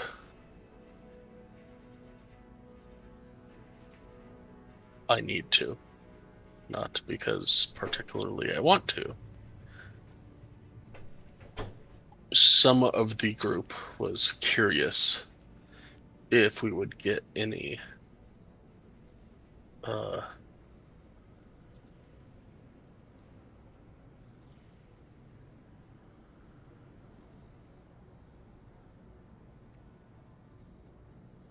payment for the security detail. She um, she gasps and says, "Oh, Hestasia, forgive me. I am so sorry that was forgotten." Um, she makes her way over to the door, opens it, and um, tells has some words with the guard, and returns. She says, "That will be brought immediately. I am so sorry. That should have been taken care of sooner." I'm not worried about it personally. And obviously we need money to survive, but to be honest, I love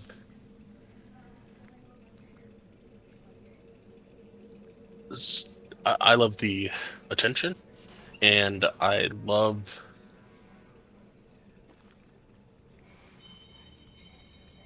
this is going to sound really bad, but I love, a few short weeks ago, people looked at me as one of them, um, just another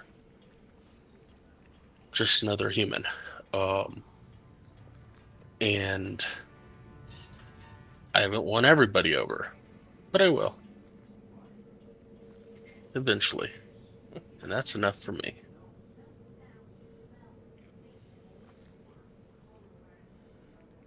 She just smiles and gives you a light chuckle and says,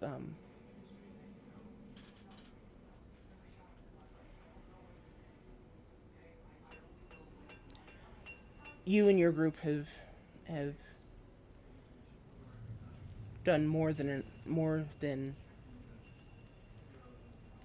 we should have asked, and you have been more than accommodating and have gone way or far above and beyond any anything we could have possibly asked of you, and your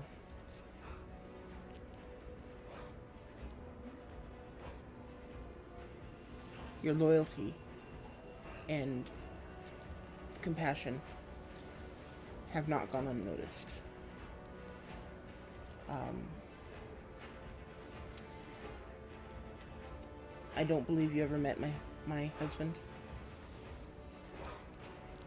I never had the pleasure. but I believe as much as you and your group have done for us, I believe he would approve of me giving this to you. And from her waistband, she pulls out a dagger. It's about a foot and a half long, from pommel to tip, and it's got a scabbard with it. And the thing, it's completely decked out with jewels. Um, and she says it's largely ceremonial, though I'm sure it could do a bit of damage in a pinch. Um, I'm afraid there's nothing magical about it, but it was something my husband kept with him to remind him of where he came from. And believe it or not, that was a um, very lower, uh, very low class background. Though that may be not quite so obvious considering how um, jewel encrusted this blade is. But I believe he would approve of me giving this to you.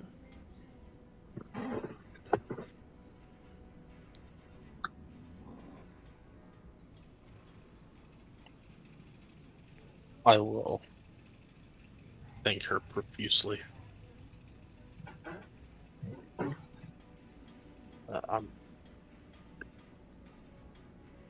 Are you absolutely sure that? I mean, that is really beautiful. I, I don't want.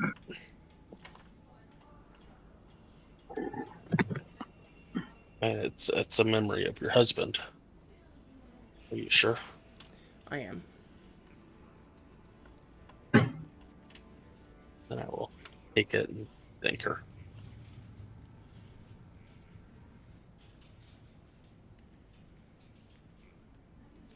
She will reach out and grasp one of your hands, your free hand, in hers, in both of hers, and she says, "Thank you, and I hope to hear from you again soon. Um,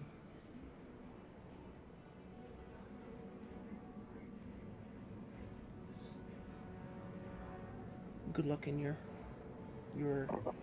travels, and uh, may Hestacia bless you.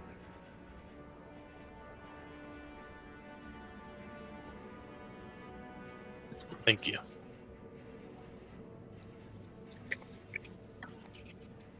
Take it up next week.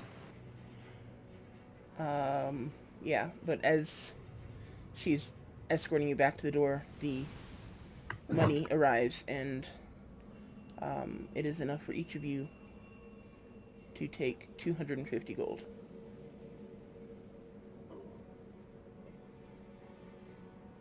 Oh, no more terror plants or whatever. Huh? And the one above gold. Platinum? And no more platinums. She hasn't given you any platinum. Didn't she give us platinum for the guys?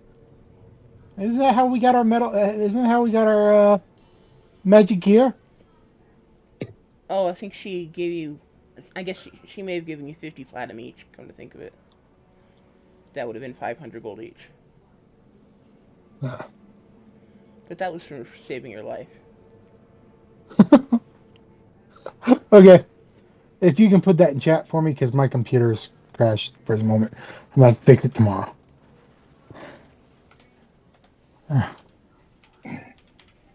Yeah, the computer program guy, okay, has to fix his computer. Right? Oh yeah, The guy with 700 computers in his apartment can't walk Yeah. around because he's okay. I will be honest. Right now, I don't have 700 computers because I finally caught up with work. So I brought all my computers back to work and left them there, so that Ah. I don't have. I'm finally at that. Like I said, I'm waiting to get this position at the college so I can say, "What? I'm full time, but I'm not doing the okay. Let me. Can you stop this so I can say the rest of this? Well, it wasn't really finished, but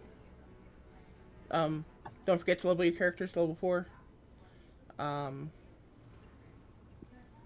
I guess that's pretty much all that was left.